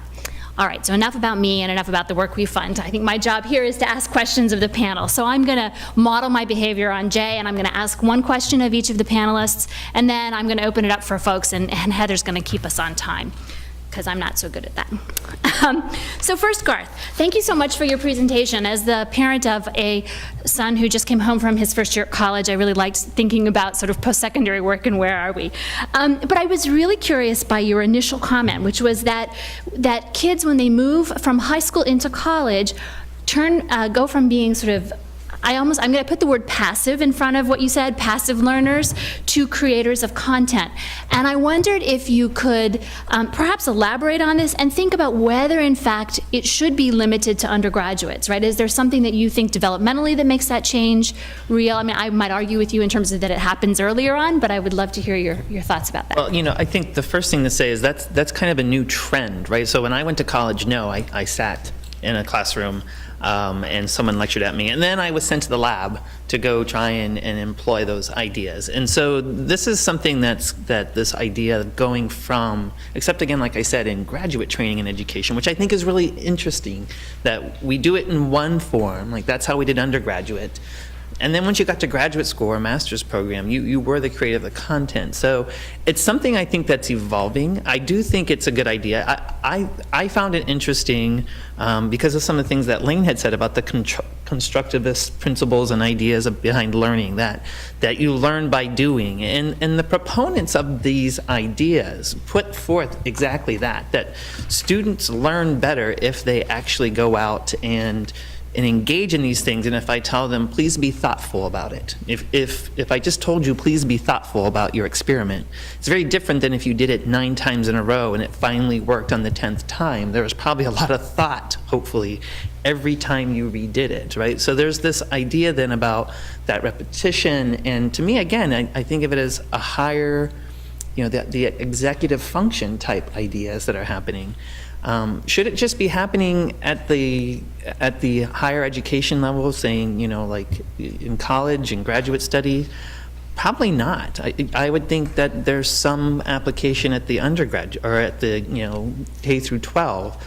But I think the other question is, what do we know about that's happening at the higher level too? Like I almost wanted to say, everything that people talked about this morning and all their research and education, I'd love it if they came and did those same studies to our college students and our graduate students, and to try and to say, are they exactly at the same stage, and can the principles that we understand at one move to the other? So I think the idea behind it is it's practicing a circuit, it's moving it through in multiple modalities, but I don't know exactly if it's the most efficient way to get things done.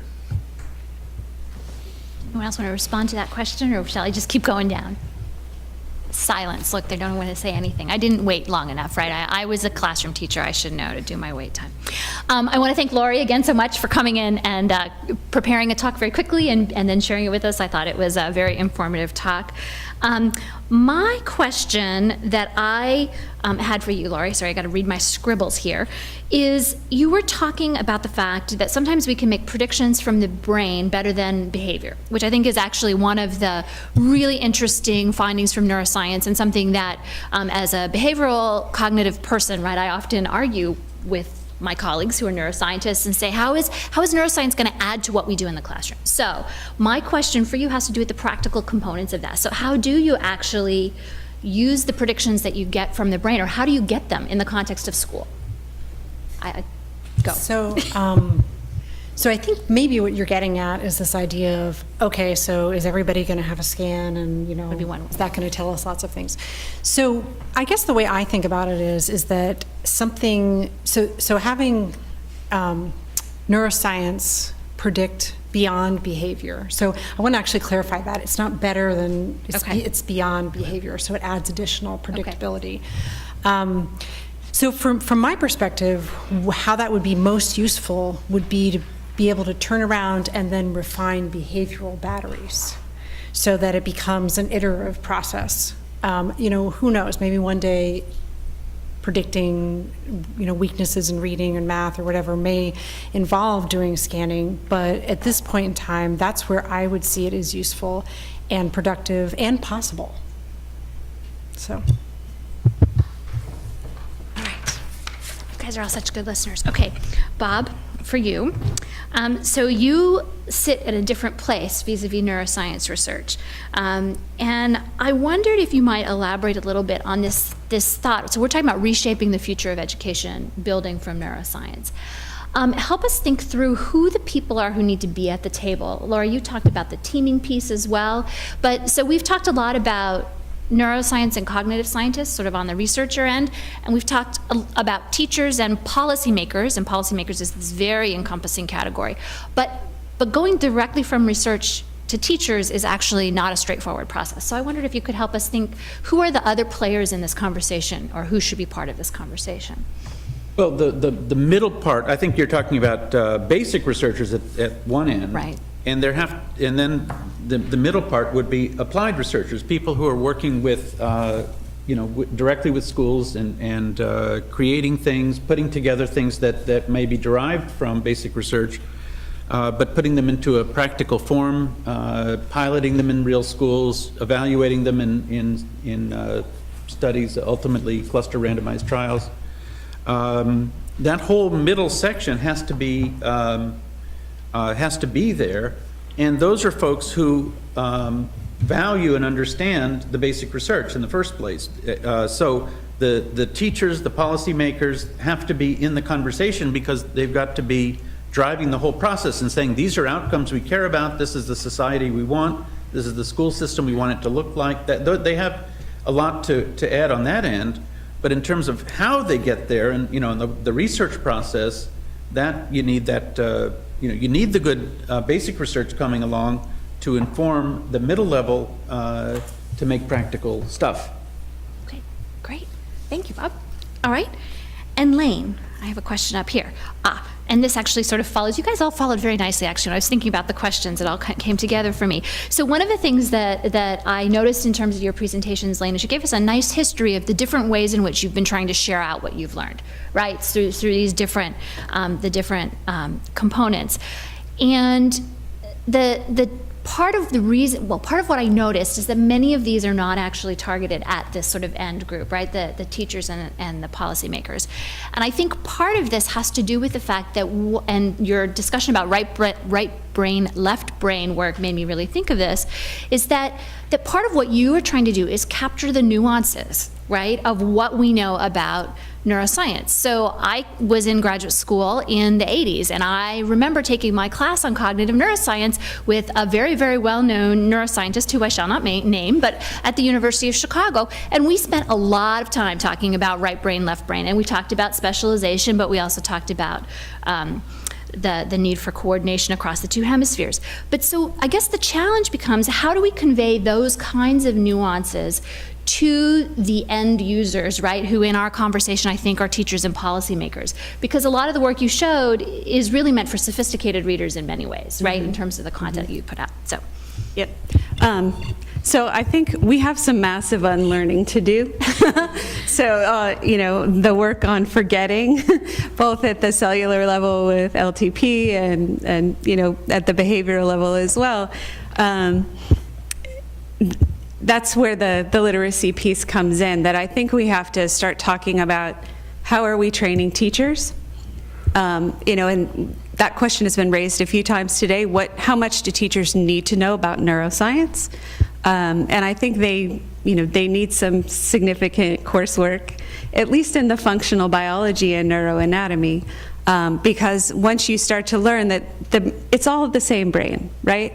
We don't have an emotional brain and a social brain. We talk about these constructs of brain function, but it's only one brain. The brain knows what stress is, but stress is a unified construct to the brain. But we talk about bad stress and good stress, and we know what we're shooting for behaviorally.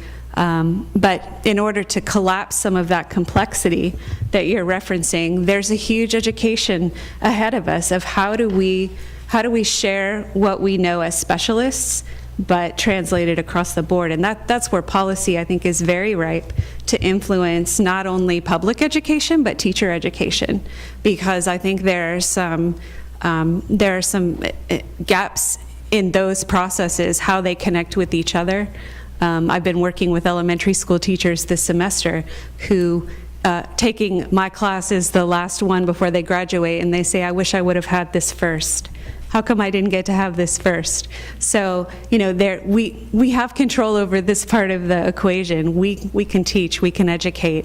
And so I think modeling it at the teacher training level and then helping public education come on board to loosening its hold on processes of memory as being synonymous with learning, and that idea between schooling and learning. So, in my efforts, it's just been about how do we create platforms where people will come together and talk, and then creating the discourse. Because you've also heard it today, teachers are hungry for this information. People want guidance, and knowing our biologies isn't making it easier. Our biologies are as complex as our questions are, but we just need to start talking about it. And so the purpose of those platforms is to create those entry points, to use Gardner's good concept. How many entry points can we create for people to come in from multiple directions and inform this? And it's taken us a long time to get ready to do this, but we are ready to do this. All right, and with that, I think I'm gonna open the floor. So if folks have questions, and Heather's gonna let me know if there's questions coming from the Twitterverse.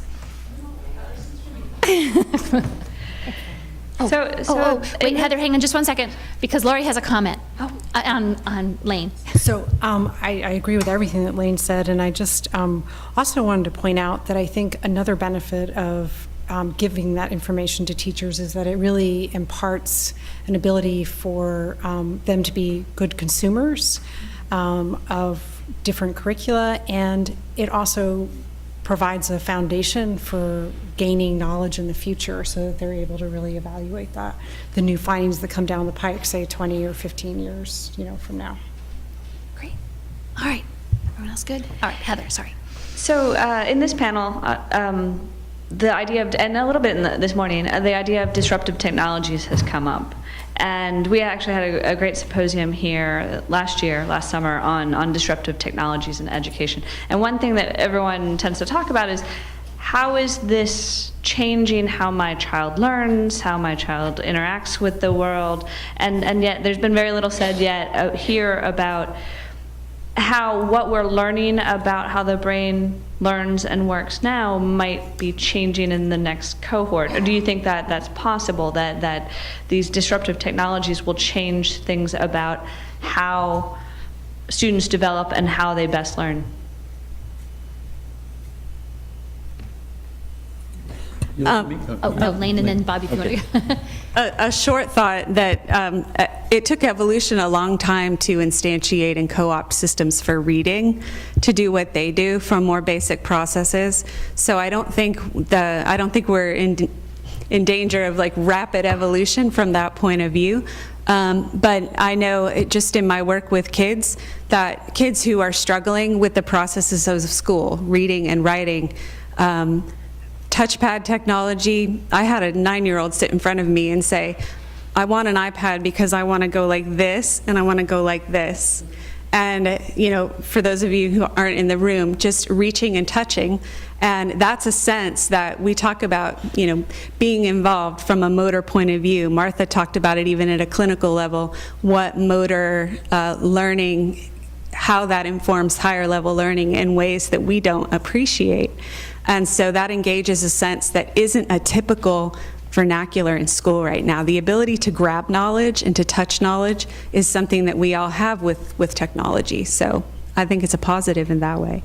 One could even argue the opposite, though, if people are learning more with MOOCs and online and flipping the classroom, if they're getting the content before they go to the classroom, they might be encoding things in a slightly different way.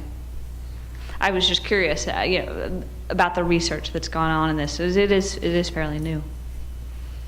It's zero. It's zero. And I can assure you that it is. I mean, this is something that I do study, and it's just astonishing how much is talked about in terms of things like blended learning and flipped classroom and any number of other things along those lines. No one has the remotest idea what the impact is, for example, of Khan Academy. You know, millions of people use it. Nobody has the remotest, not the slightest scintilla of evidence about what impact it might have, positive or negative. Now, things are changing in this direction, and the big change that's about to happen is not in the nature of the technology or the nature of the software, or even, you know, quite exactly how it's used. It's going to be in the universal accessibility.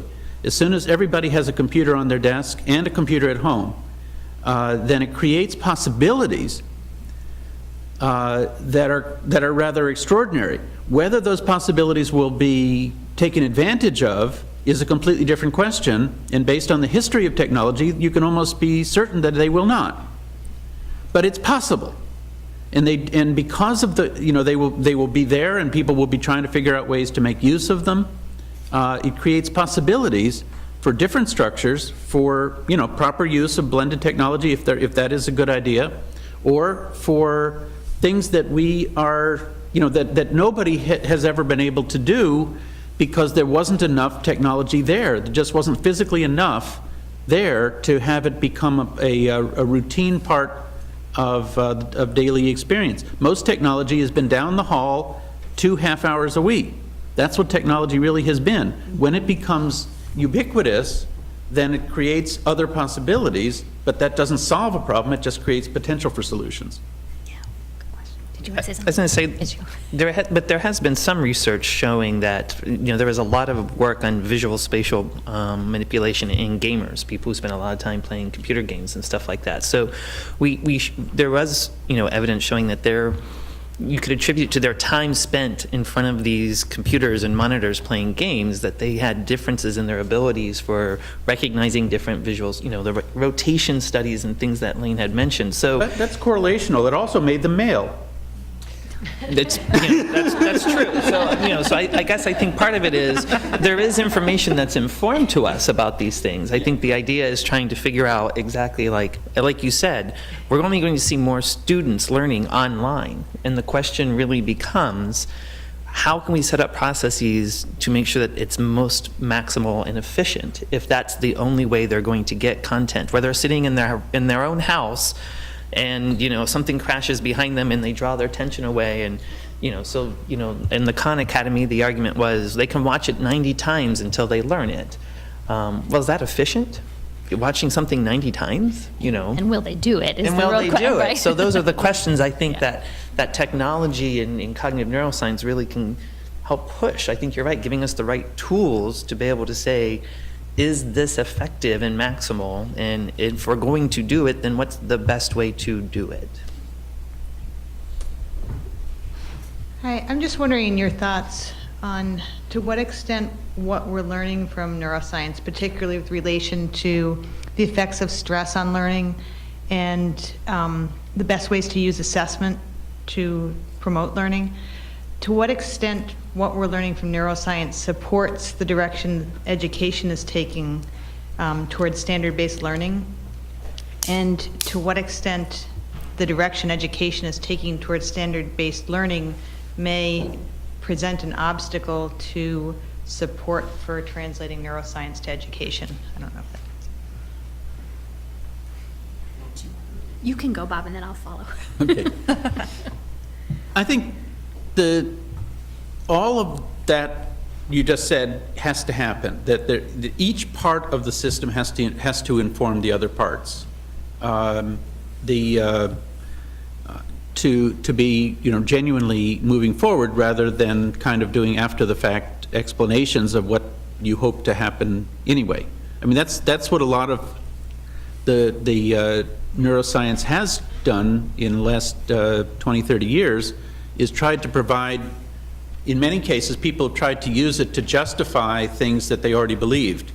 And not to then say, well, not to trust it enough to let it challenge things that they already believed. I think we have to get to the point where we trust it and ask questions of it that can give us answers that we may prefer not to have, but that, that give us something to act on.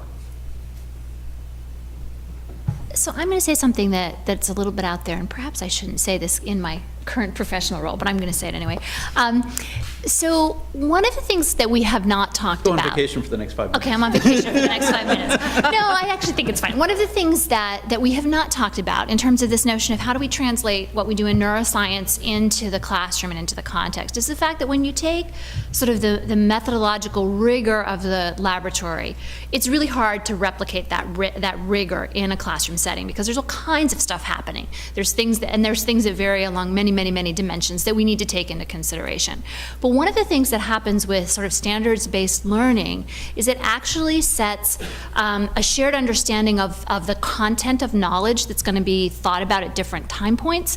And if you, for those of you who have looked at sort of what the difference between what happens in Mississippi and Massachusetts in 7th grade, and you want to conduct an applied study, right, where you want to do a research study in Mississippi and Massachusetts, you'll find that it's very hard to actually do that because the content that kids are learning has been so widely different that you can't even begin to think about how to do studies where you can start to create generalizability of knowledge. So I actually think that sort of this notion that there has been a conversation about what is it that we hope children will learn, because the standards are not about how you teach it, right? They're about what we hope kids will learn, that actually provides opportunities for researchers to think about what's happening across the same developmental time point. So I don't know if that addresses your question, but that's sort of something that I've been thinking about.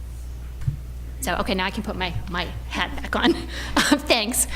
Erin? Sure. So one factor that really hasn't been touched on all that much in our discussions is that the neuroimaging approaches to some extent have held us back from getting into classroom settings and doing neuroscience-like work, right? So, and I think this is an issue across all applied neuroscience, not necessarily in education. So I just wanted to throw out there this idea that perhaps the technology of neuroimaging might be one factor that is kind of holding us back and giving us this obstacle of moving to the classroom. And given that technology is continually progressing, to what extent do you see maybe 10 or 15 years down the line, the questions that you're asking might be quite different and might be more applied. So maybe comment a little bit on that. So do you mean like would we put everyone in a scanner before they No, I don't before and after necessarily mean that, kindergarten? but I guess No, but to the extent that something like FNIRS is now a technology that you can use where more movement is allowable. You can put it on someone quickly. It doesn't allow, you don't have to put gel in someone's hair. These kinds of things are allowing you to move neuroscience methodologies into environments that are not so controlled. To what extent do you think that movement towards these more simplified technologies will affect how educational neuroscience impacts the classroom? We are capturing the time scale, so a lot of EEG, NIRS, technologies like that, you can capture real time, but you can't see the human brain map. And neuroimaging is heavy lifting, and it's expensive, and yet it's the only norming tool that we have and have had at our disposal to look at ourselves this closely. And so I would say, we're impatient. I think we're all impatient because we've been in this giant process of norming. As Jay referenced this morning, even in his own work, the NIMH is focused on clinical disorders. And yet in order to look at conditions, you've got to look at people who are not diseased. And so you get to see this picture, but it takes a very long time for that picture to emerge with sensitivity and specificity and reliability. And without that norm, we can't go back into the classroom. We can't go back into more ambiguous behavioral situations, more socially complex situations without our norms. And I think, we're impatient, but I don't think we've been obstructed. First, one quick comment about the idea of the timing. So bold signal, it's true, right? I mean, it's nothing like the millisecond level that you might hope for. And at the same time, if you throw a stone into a pond and it makes ripples, even if those ripples happen later and you measure them later, you still know that a stone went in. Mm-hmm. So it can answer a different kind of question, but it's still valuable and relevant. So now to the question part. I'm curious about who ought to fund the kinds of applied research that might drive the connections between education and neuroscience into a place where they're actually in classrooms. And it seems to me that that's a very problematic kind of answer. People might say, well, it should be the Department of Education. Well, okay, but we only spend 1/4% of all education dollars on research, so maybe it ought to be bumped over towards NIH instead, or NSF, right? Where is it that ought to land? And I don't know if panelists want to comment on where they've had success in the ones that are more translational, or if... I'm happy to speak to it, but I'd love to hear what the panelists say first. Yeah, thanks. Well, I mean, there are, NSF is doing some of that. Like, there is an NSF program, Cyber Learning, and it really is trying to get after, for some of this online learning and stuff, are the math and science skills that are learned in these flipped classroom models, and unless, are they transferable? Do students perform as well comparatively? Can they take them outside in more real-world settings, which are sometimes the arguments for why, flipped learning classrooms in these maker spaces are made. Oh, it's more real-world, so the math skills they learn there are more applicable than. So there are some groups, but I think it will be, like I said, NSF is interested in science and technology in STEM, so they'll definitely focus on things like math, engineering, biology, and there'll be other concepts that maybe other departments might need to pick up or collaborate with those organizations. So I think there's several of us in this room who've had pretty good success with NICHD, and I would have to say I do think that they've been a significant leader in thinking about how to bridge education and neuroscience. England. Yeah. Bob thinks we should all move to England. England, yeah. For me, it's been tailoring questions to mechanisms, asking questions about disability and ability in the same breath makes it hard to fit in a square or a round peg at the same time. But I know I've done work under the NICHD, work on autism in collaboration with Georgetown, where, just to briefly speak to Lori's point about the imaging showing you something that behavior didn't, all of our kids on the spectrum were as fast and accurate as typical kids on an attentional control task, and yet the brain mechanisms were completely different, which started to explain why people on the spectrum experience sensory overload, because the back and front of the brain they're not connected the way they should be. And the back of the brain, which normally does sensory motor processing, is doing everything else, or trying to do everything else, including the job of the frontal lobes. So I think there's really good capacity in that line of research, getting out of our own way, thinking that the same behavior is not predictive of an important individual difference that could change how we teach. So, thank you. So I sit at the Institute of Education Sciences, which, as you noted, has a relatively small budget. We're also young, right? So we only were created in 2002.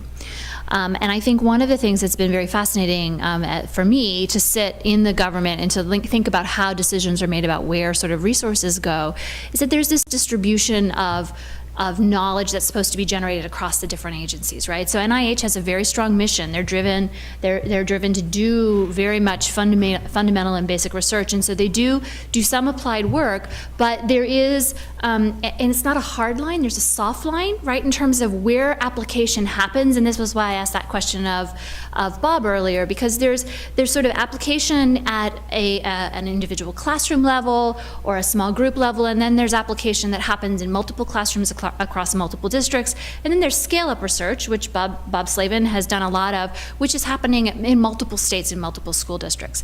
So, here, right, I've got a little off track. So the NIH the NIH really does fund a lot of the basic work that has been foundational for the work that's supported at the Institute of Education Sciences, right? So we build a lot of the applied research that we support builds very heavily and is dependent upon work that happened under the National Science Foundation and under NICHD. NSF and IES collaborated about a year and a half ago and created a document called the Common Guidelines for Education Research, which if you all haven't seen, you might be interested in looking at. And this was an attempt to have a conversation between the National Science Foundation, between the Institute of Education Sciences, the independent research arm, and the Office of Innovation and Improvement, which supports the I3 grants, to try to think about exactly that question, sort of where does research fit, and to acknowledge that not everybody can support research in all places.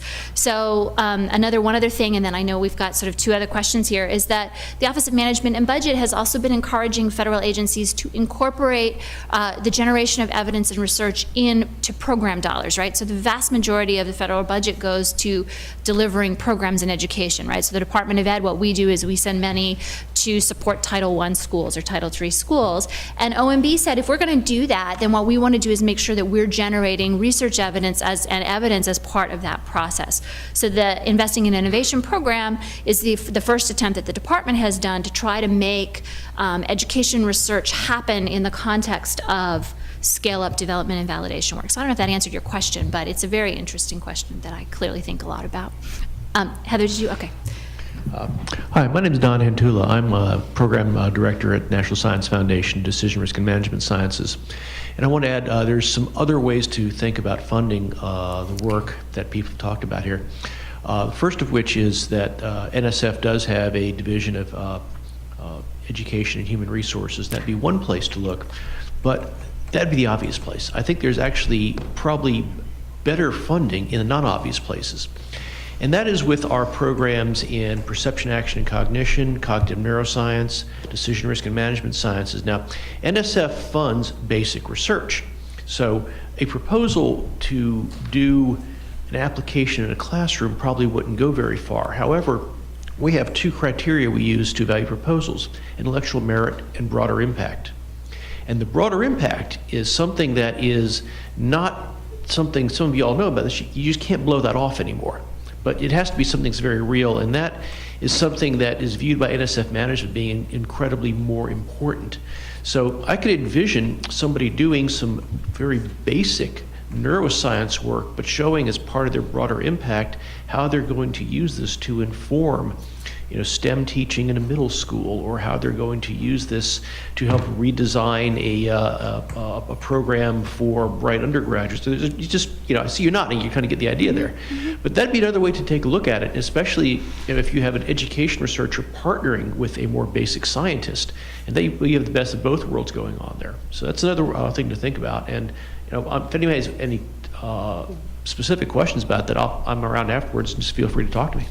Great, and I'm going to jump out of order. Evan, did you want to say anything? I see Evan, another colleague from the National Science Foundation, who's in the Education and Human Resources Directorate, and so just given that we're on the funding cycle, I should see if there's anyone else in the room. I didn't want to inundate people with information about NSF because I think it's been covered pretty well, actually, but in the Education and Human Resources Directorate, we do look at all the different types of research that are in the common guidelines that Liz referred to. That's a really good document if you're thinking about translation, just how you would go from basic research to getting something out there in the schools. I think it's a really interesting document to look at. I could say in our portfolio in Education and Human Resources, most of what we have in educational neuroscience is basic research. In the real program, it's something called ECR, which is in core research. But we'd be receptive to seeing things in more applied programs. So DRK-12 is the school-based program, and there's something called ASL for informal education. We'd be really interested in seeing those. Great, thanks, Evan. Sorry for calling out of order. Hi, my name is Jeff Colomb. I direct neurotechnology work at the MITRE Corporation. We're a not-for-profit working in the public interest. Various branches of government are very interested in human performance enhancement, and one of the themes nowadays is the invasion of cognitive science techniques into making people more operationally effective. That's usually at a professional level. It's not usually in terms of K through 12 and university education, but I've read just enough to be dangerous in a particular subject area. I'm not an expert, and so I'll turn it over to you guys. I have read that in an educational context, by biasing people's understanding of how they fit in socially or how their performance will be used in a social or economic context, their intellectual performance will dial up or dial down.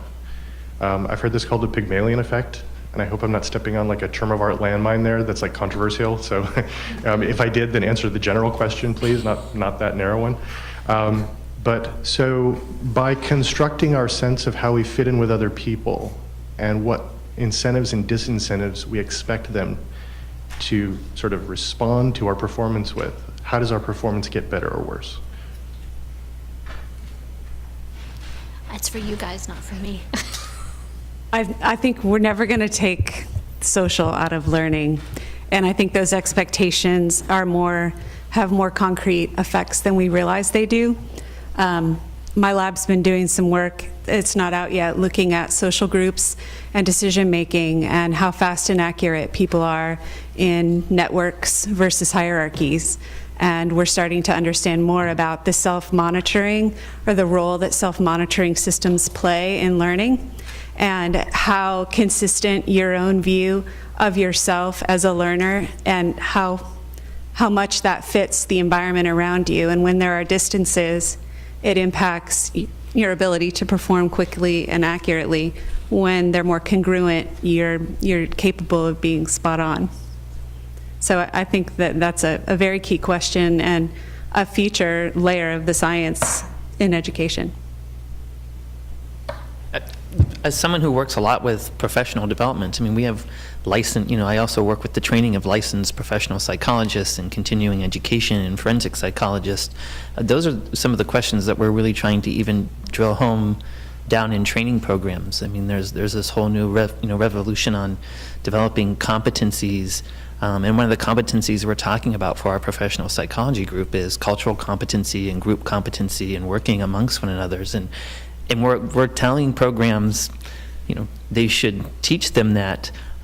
We have yet to really help them figure out how to do it, because it's kind of a new concept, and it's how do you measure some of that stuff in terms of assessment and outcome. But I think that's a very cognitive neuroscience question, and I think it's like you said, it's maybe beyond even sometimes the K through 12. It's what we're doing lifelong and continuing learning, which we're seeing more and more people do over time.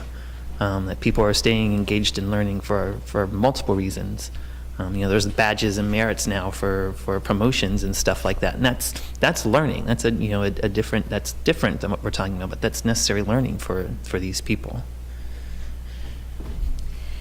So we do have a Twitter question, and because we're limited to 140 characters, there might be some interpretation needed. Does neuroscience support informal learning or learning outside of the classroom? What might it look like ideally?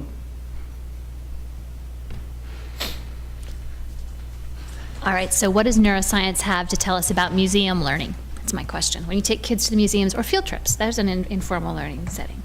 What can neuroscience do to help us learn that? And a person who sent that in, tell me if I was even close to what you were trying to ask. Okay. Okay, oh, good. Oh, Katie's here. So, even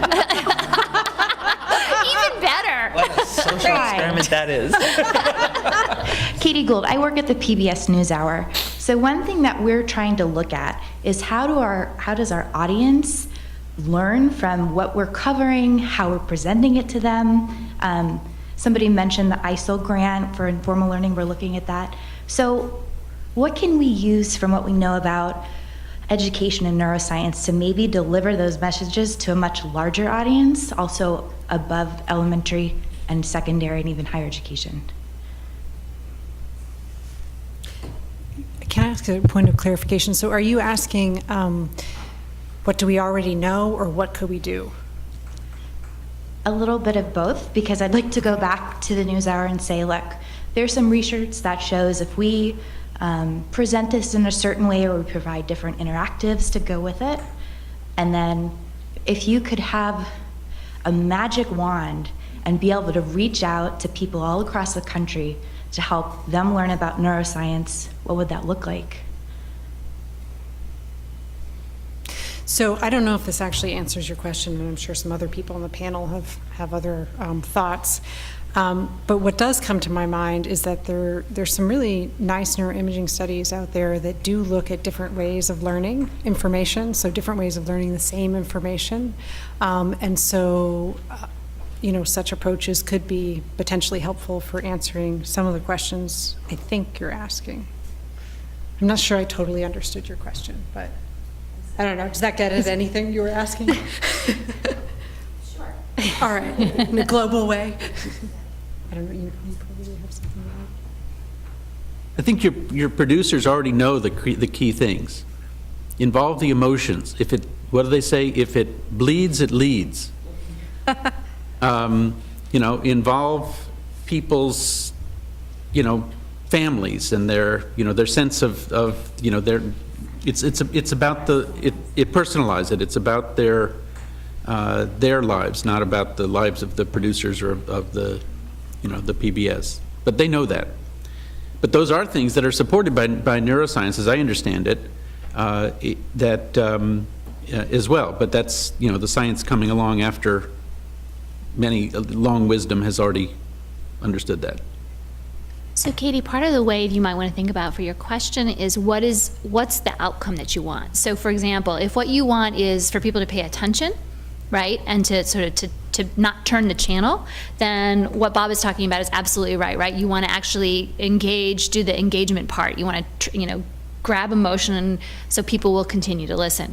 If what you want is people to remember the story and remember the message of the story over time, then there are different things that we would take from cognitive science and neuroscience for things like that what Marielle talked about in terms of spacing and repetition. But again, I think this is something that good storytellers do, which is tell them what you're going to tell them what you told them, tell them, and then tell them what you're going to tell them again, right? Or tell them what you told them. So you have, sorry, I can't do this quickly, blah, blah, blah.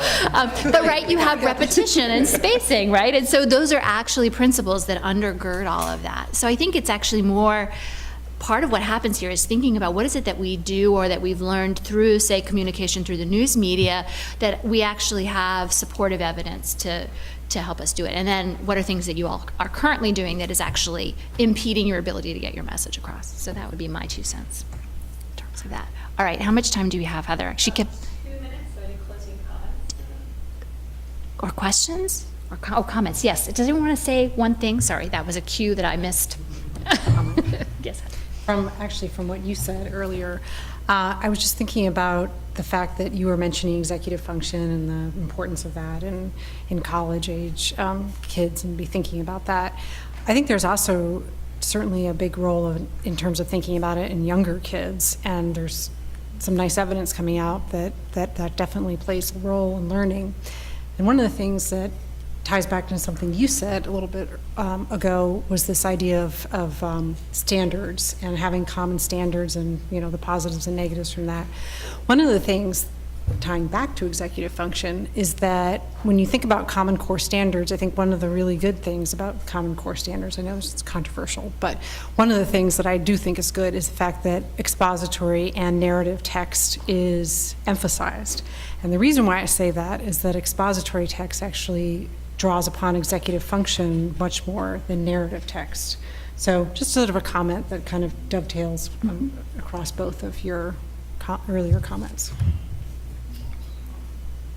Good. Lane? Just one last comment about the idea of how do we teach, how do we train, how do we implement, and that answer is something that I think a lot of people ought to weigh in on. But the end goal is to make the person in the teaching position fluent and facile with information, able to assess an individual difference with greater acuity than they do now in a complex environment. And so if we keep that in mind, that it's kind of keeping up with the social complexity of learning at the rate that it happens, that's what we're teaching towards. And that has a lot to do with empowering teachers as seeing themselves as engineers. They have kids more months of the year, more days of the week, more hours of the day than anybody else does. And that positions teachers in a way that no one else is positioned to study children and to study learning. And I think if we led with that as the end goal result, then our science might look a little bit different, and that would change our practice. And I was going to say, so the last thing I think of is tying back this idea that a lot of our educational research in neuroscience has been up to the college age. I mean, there are some studies in undergraduates, but not a lot. But yet we realize they still continue to learn. And we realize there is still some brain development that occurs way into our 20s. So I think the comment I like to think of is, are there corollaries of research and questions that we've already done at stages 3rd and 4th and 5th grade? Should we take them to what's happening with students in college? Should we take what's happening to individuals who are going back at the age of 27 for the first time to get a degree, or going back after taking a couple years off to get a master's degree to become an expert in something? I think those are a lot of untapped areas that we don't have a lot of information on, studies on, period, to try and even guide the policy and the best practices. I mean, I search for that in my job, and it's not very robust, meaning there's just not a lot. I'm going to use the privilege of being the moderator to say one last thing. I know Heather wants me to stop, but I'm going to go ahead and say it anyway. So the What Works Clearinghouse was mentioned earlier. If you haven't been there, it's whatworks.ed.gov is the website that you can get to it. And I know there's been discussion of sort of this translational material for teachers. We actually have a series of publications called practice guides, which are in fact intended to go into the hands of teachers. And there is one that was actually one of the first ones that we wrote called Organizing Study to Support Learning and Instruction, which sort of synthesized what we knew about cognitive science and neuroscience in 2007, I think, which is when it was written. But it's an interesting guide, and for those of you who are interested to look at the kind of work that we're doing to try to sort of share out what we know with the teacher and practice community, I invite you to go to that website and look at it. So thanks very much. Thanks to the panel.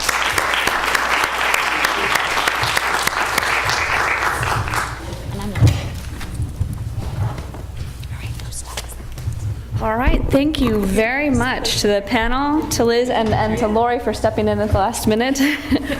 We appreciate that. So I know we don't have too much keeping you from the reception. We have a couple of speakers to give closing comments to wrap this up. So I'm going to do a very brief introduction of both of them, and then each of them will come up and finish this off.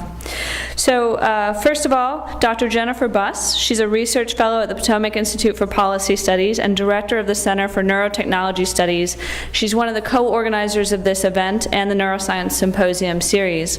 And she will be followed then by Thomas Khalil, who is Deputy Director for Technology and Innovation at the White House Office of Science and Technology Policy. So, Jen.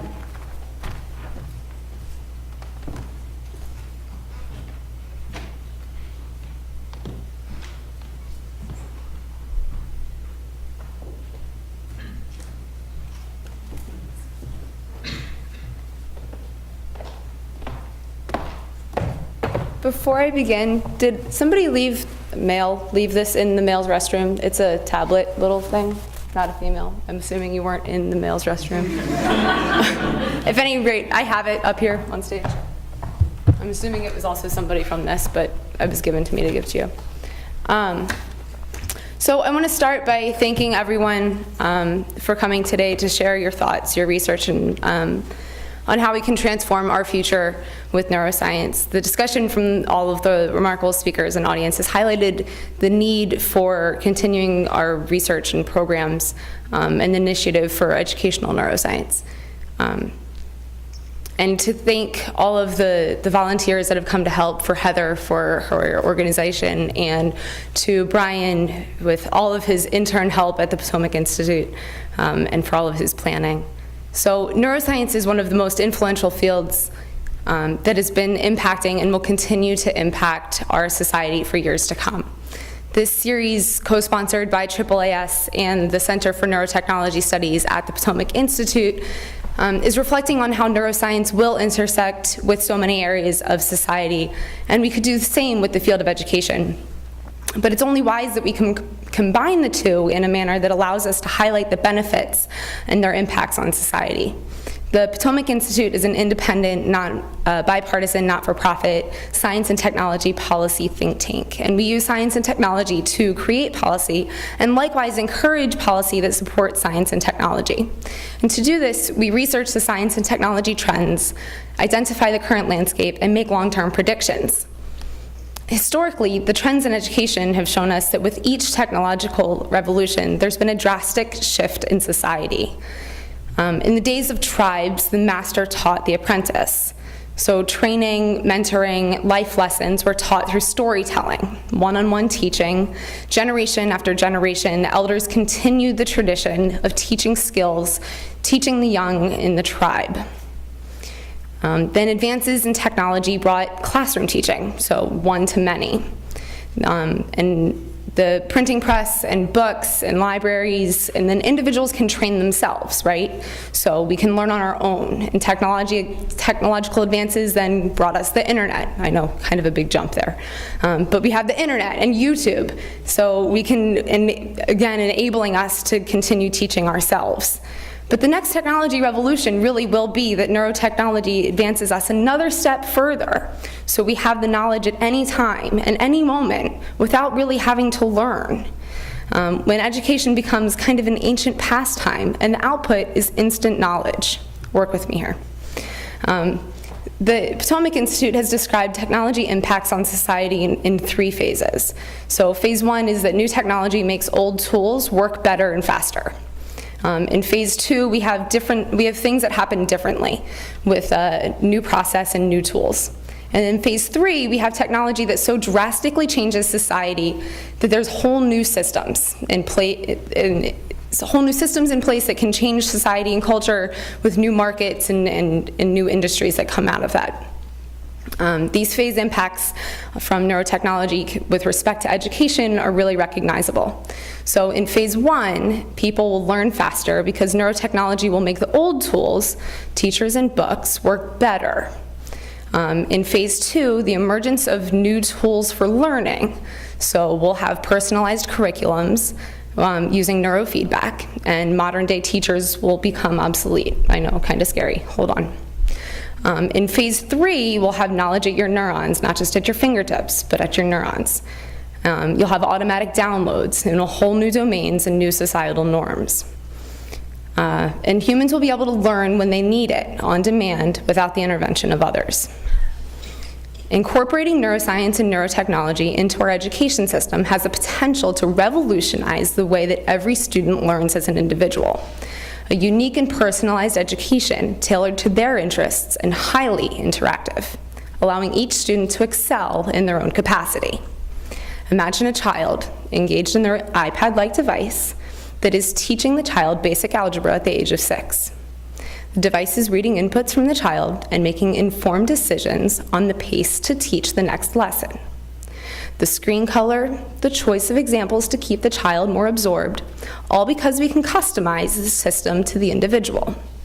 As soon as a child becomes disengaged with a topic, as all children do, the system knows to give the child a break with a quick game and exercise, measuring the heart rate and the blood flow prior to beginning a new subject with the child. And this is just the beginning. In that scenario, I described the first 2 of the 3 phases of impacts that technology has on society. So in phase 1, you have the old processes happening faster. And the phase 2, where you have whole new processes of learning, you have the personalized curriculum. Now, imagine the future where training and education can just be downloaded in the brain, with the whole new education just being automatic. We immediately have the information there. You won't need an education that has rote memorization or facts. You no longer teach multiplication tables, and you no longer need the vocabulary for the learning of a new language. Translation is a simple download of information to the brain. Education means problem solving and cognitive thinking. This is the phase 3 impact. It's a whole new type of society. The technology enables a whole new system of thinking. It's a new culture. Education as we know it no longer exists. Neurotechnology has vastly changed the way we interact with each other and with the world. The education of our children is our future. We don't have to accept education as a static, unchanging field. We should expect a constant improvement in our education system, and now neuroscience and technology provides us with the best tool to effect such change. Thank you all for coming today. It's been a pleasure.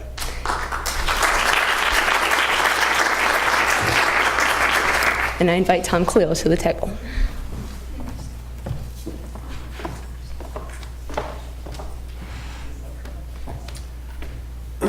Okay, my presentation is only going to work if I have a volunteer from the audience who is excited about one of the ideas that they've heard.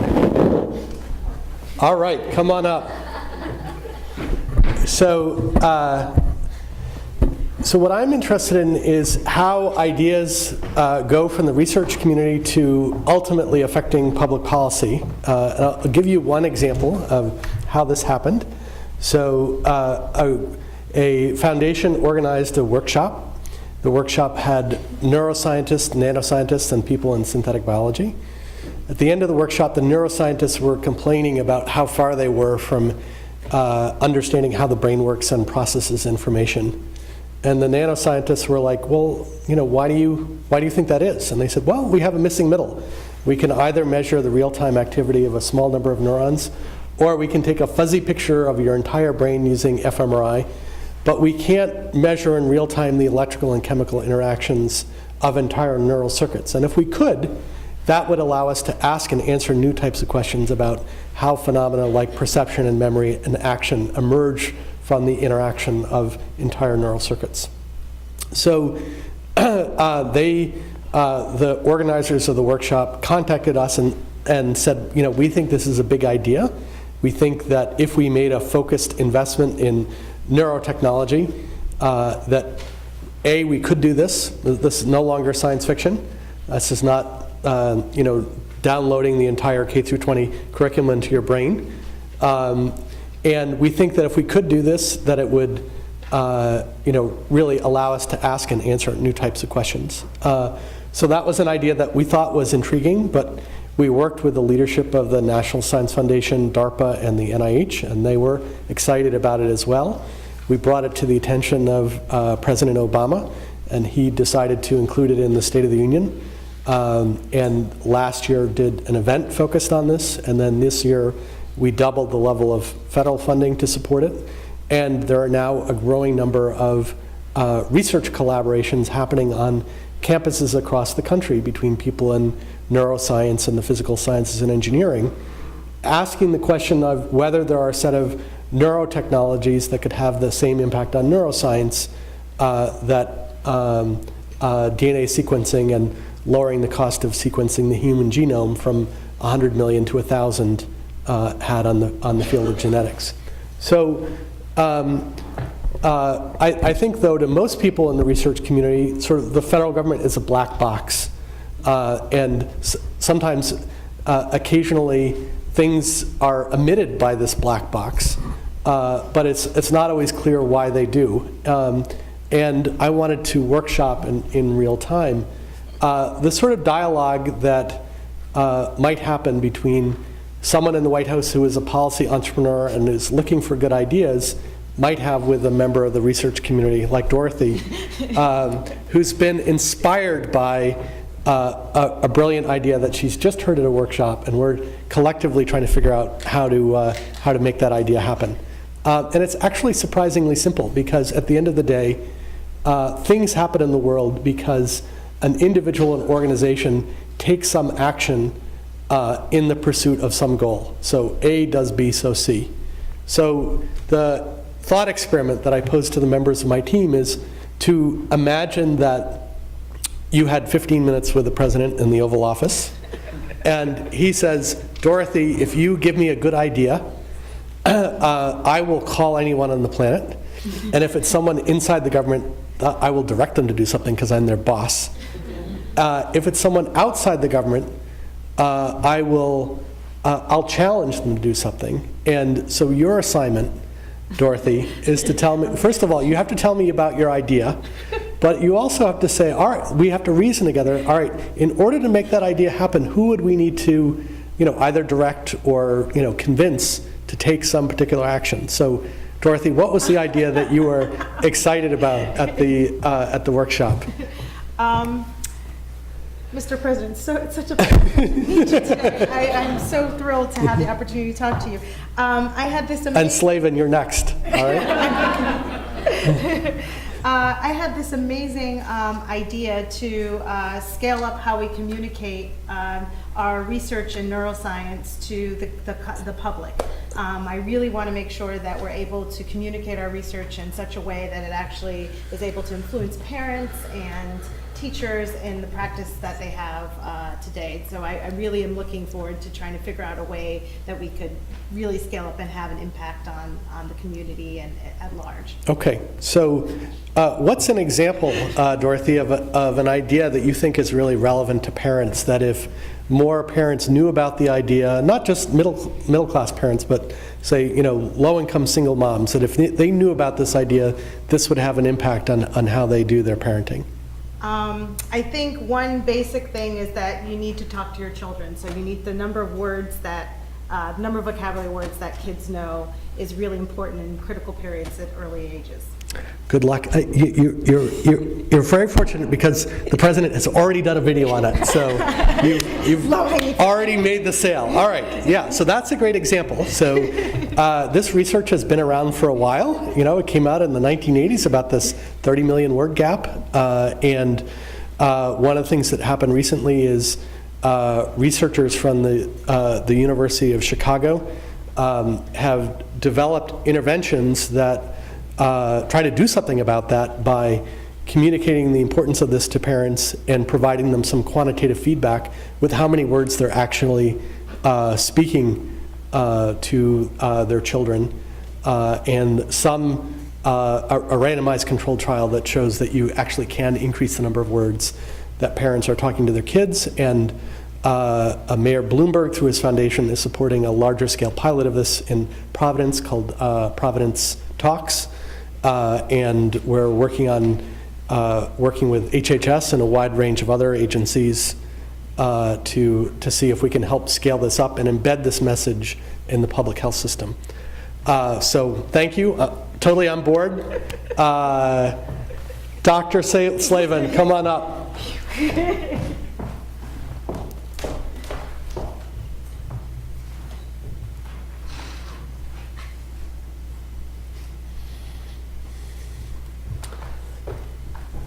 So, Professor, in addition to giving more money for Success for All, are there other ideas that came out of the workshop that the federal government or some other private sector entity or foundation or civil society should be taking action on the basis? Well, this, Mr. President, this doesn't come quite from the workshop, but it actually comes from you yourself. Okay. When you were inaugurated, that you said something very inspiring, and if you would implement this, and I'm going to tell you what it is and how to do it, then we would all be in the place we should be. Okay.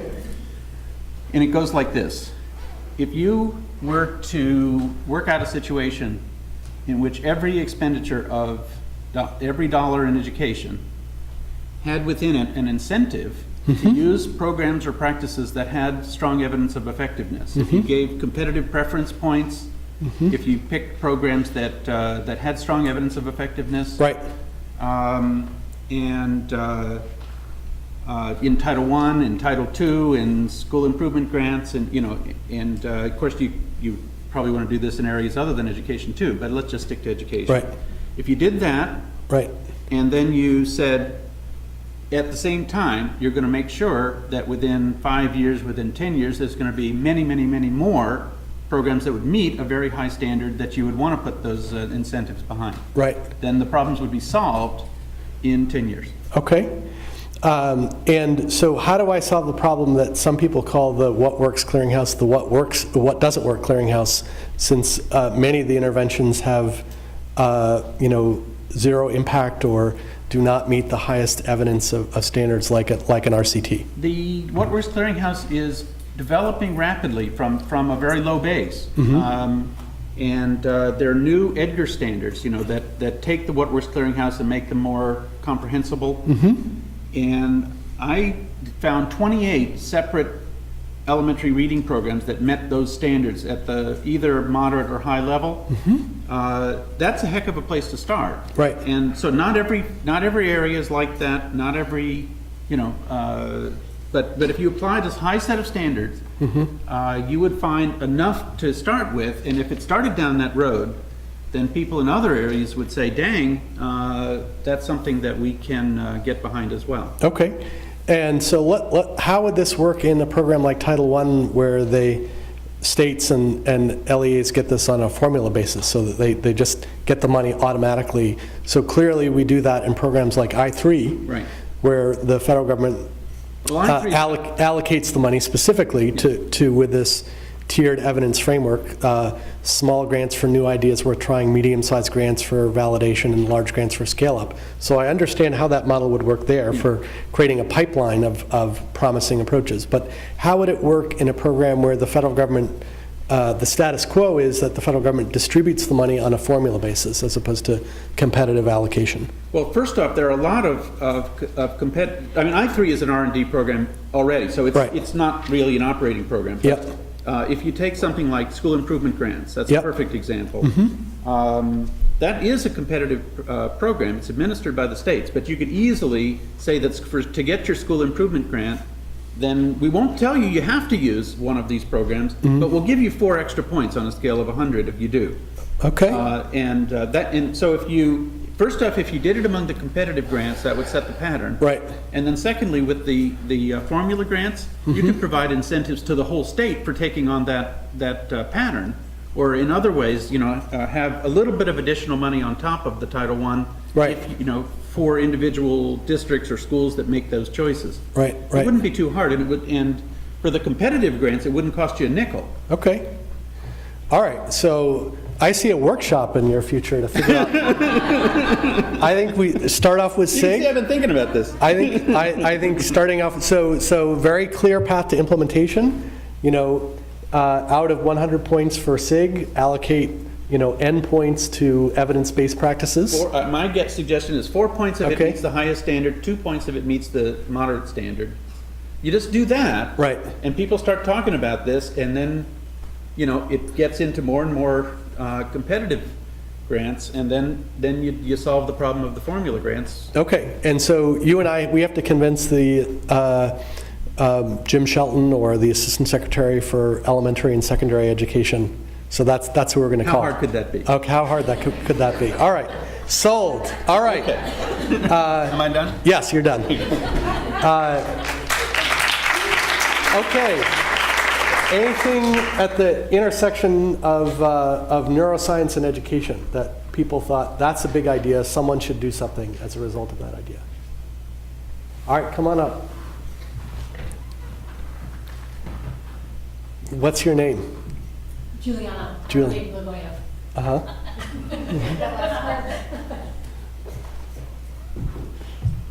All right, Juliana, what's your idea? There's a large problem with neuroimaging studies, which is that you can only have a small n, and longitudinal research can't really be funded effectively, or isn't funded effectively. The best solution is cross-sectional studies, but still you have relatively small n's. I'd like to make a pitch that we create a focused effort for collaboration across multiple labs. I'd like to focus that effort on the improvement of our understanding of neuropsychological assessments. Neuropsych assessments are used to better understand individual differences related to psychological constructs that are critical for education. But neuroimaging studies don't typically use neuropsych type items in their lineup of experimental protocols. Can we incentivize neuroimaging researchers to collaboratively design and use small protocols, 3 6-minute scanning times, as one example of a place to collaborate across university, across lab, collapse that information into a database with shared behavioral, brain, and experimental paradigm information. It's a targeted focus on improving the neuropsych assessments and our normative understanding of the brain and behavioral different responses to those assessments. But it's only one example of the possible solution to these issues related to the lack of longitudinal studies and the small n. And what sort of incentive would encourage the research community that you're talking about to do this? Well, I could see that in the case of NSF, for example, if you agree to participate and add in this 3 or 6-minute protocol to your scanning environment and allow those data to be shared, that your broader impact score could be bumped up. Okay.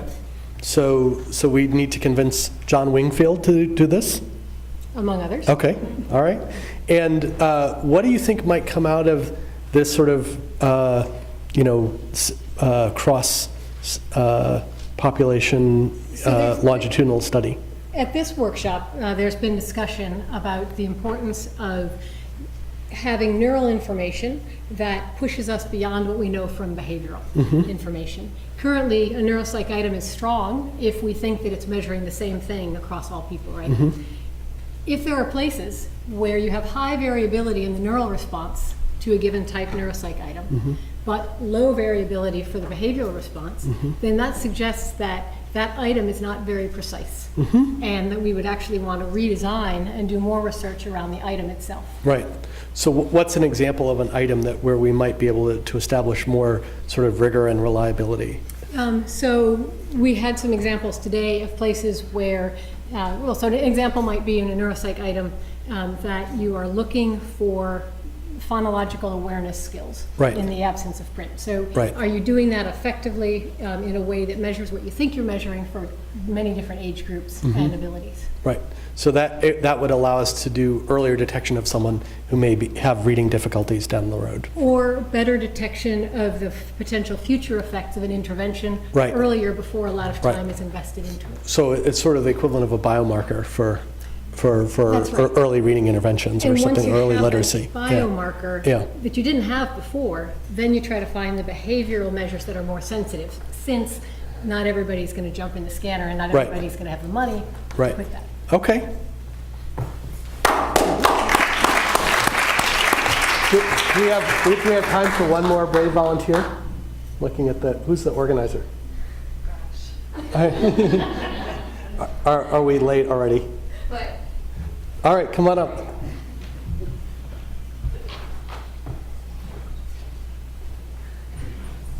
Okay, what's your idea?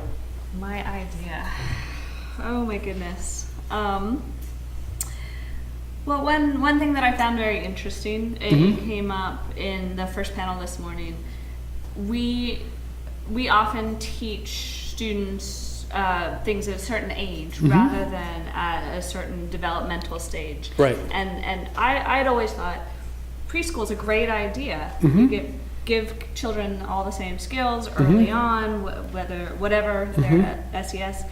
But there's a worry that then you're trying to teach some children before they are developmentally ready.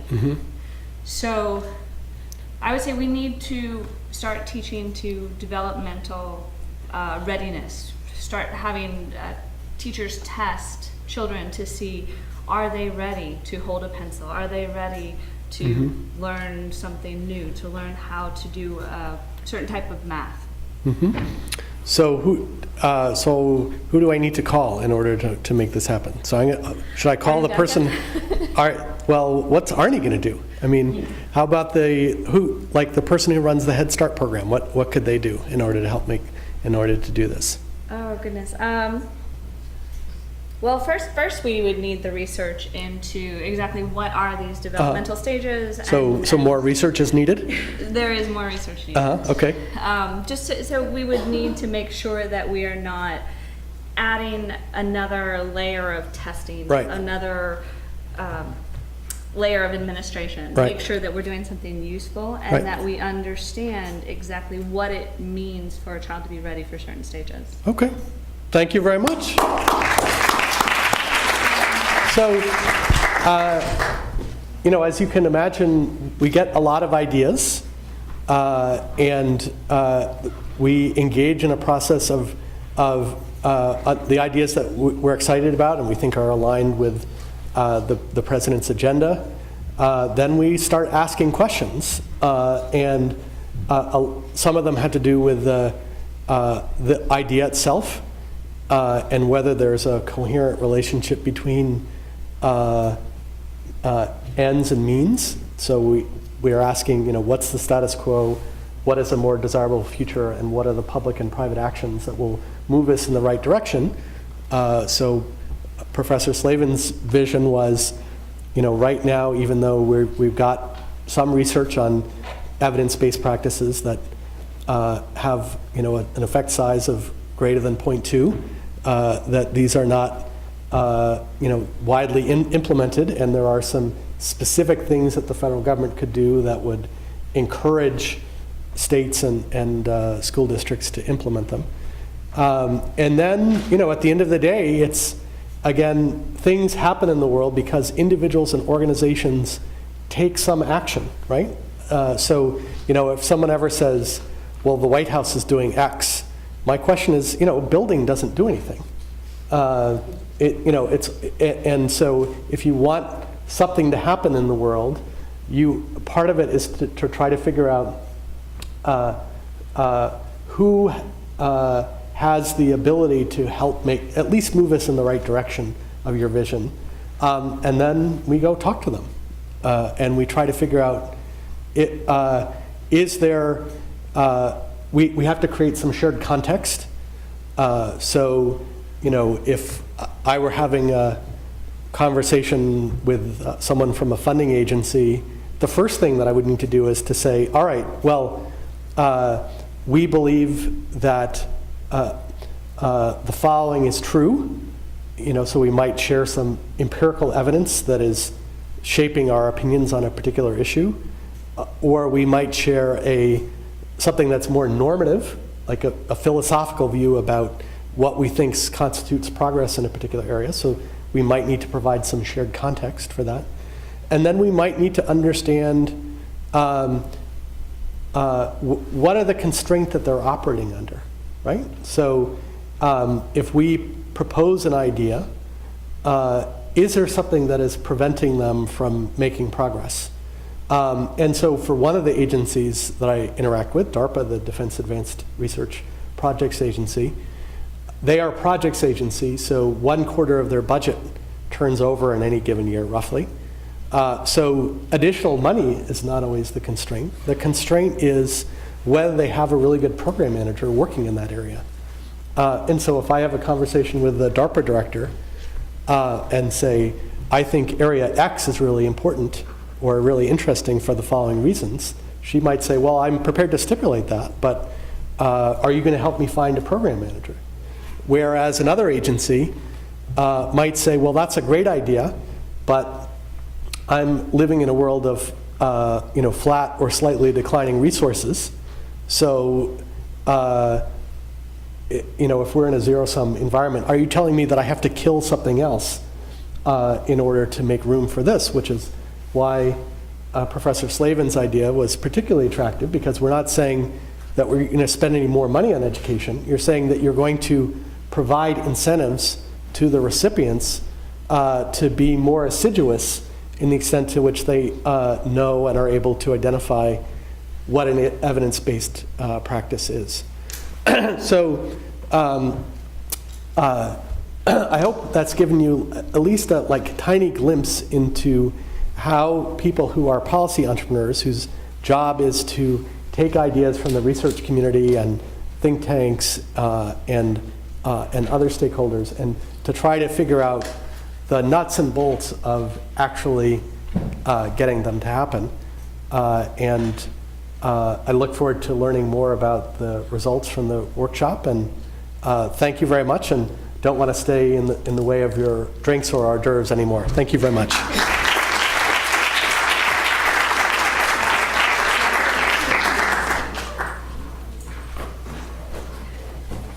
Okay, and with that, I invite you just outside. We have a reception provided by AAAS, and thank you to all of you who have stuck around with us today, both online and here at AAAS, and also thanks again to all of our fantastic speakers. I loved the conversations today, and I hope you enjoyed it as much as I did. Thank you very much.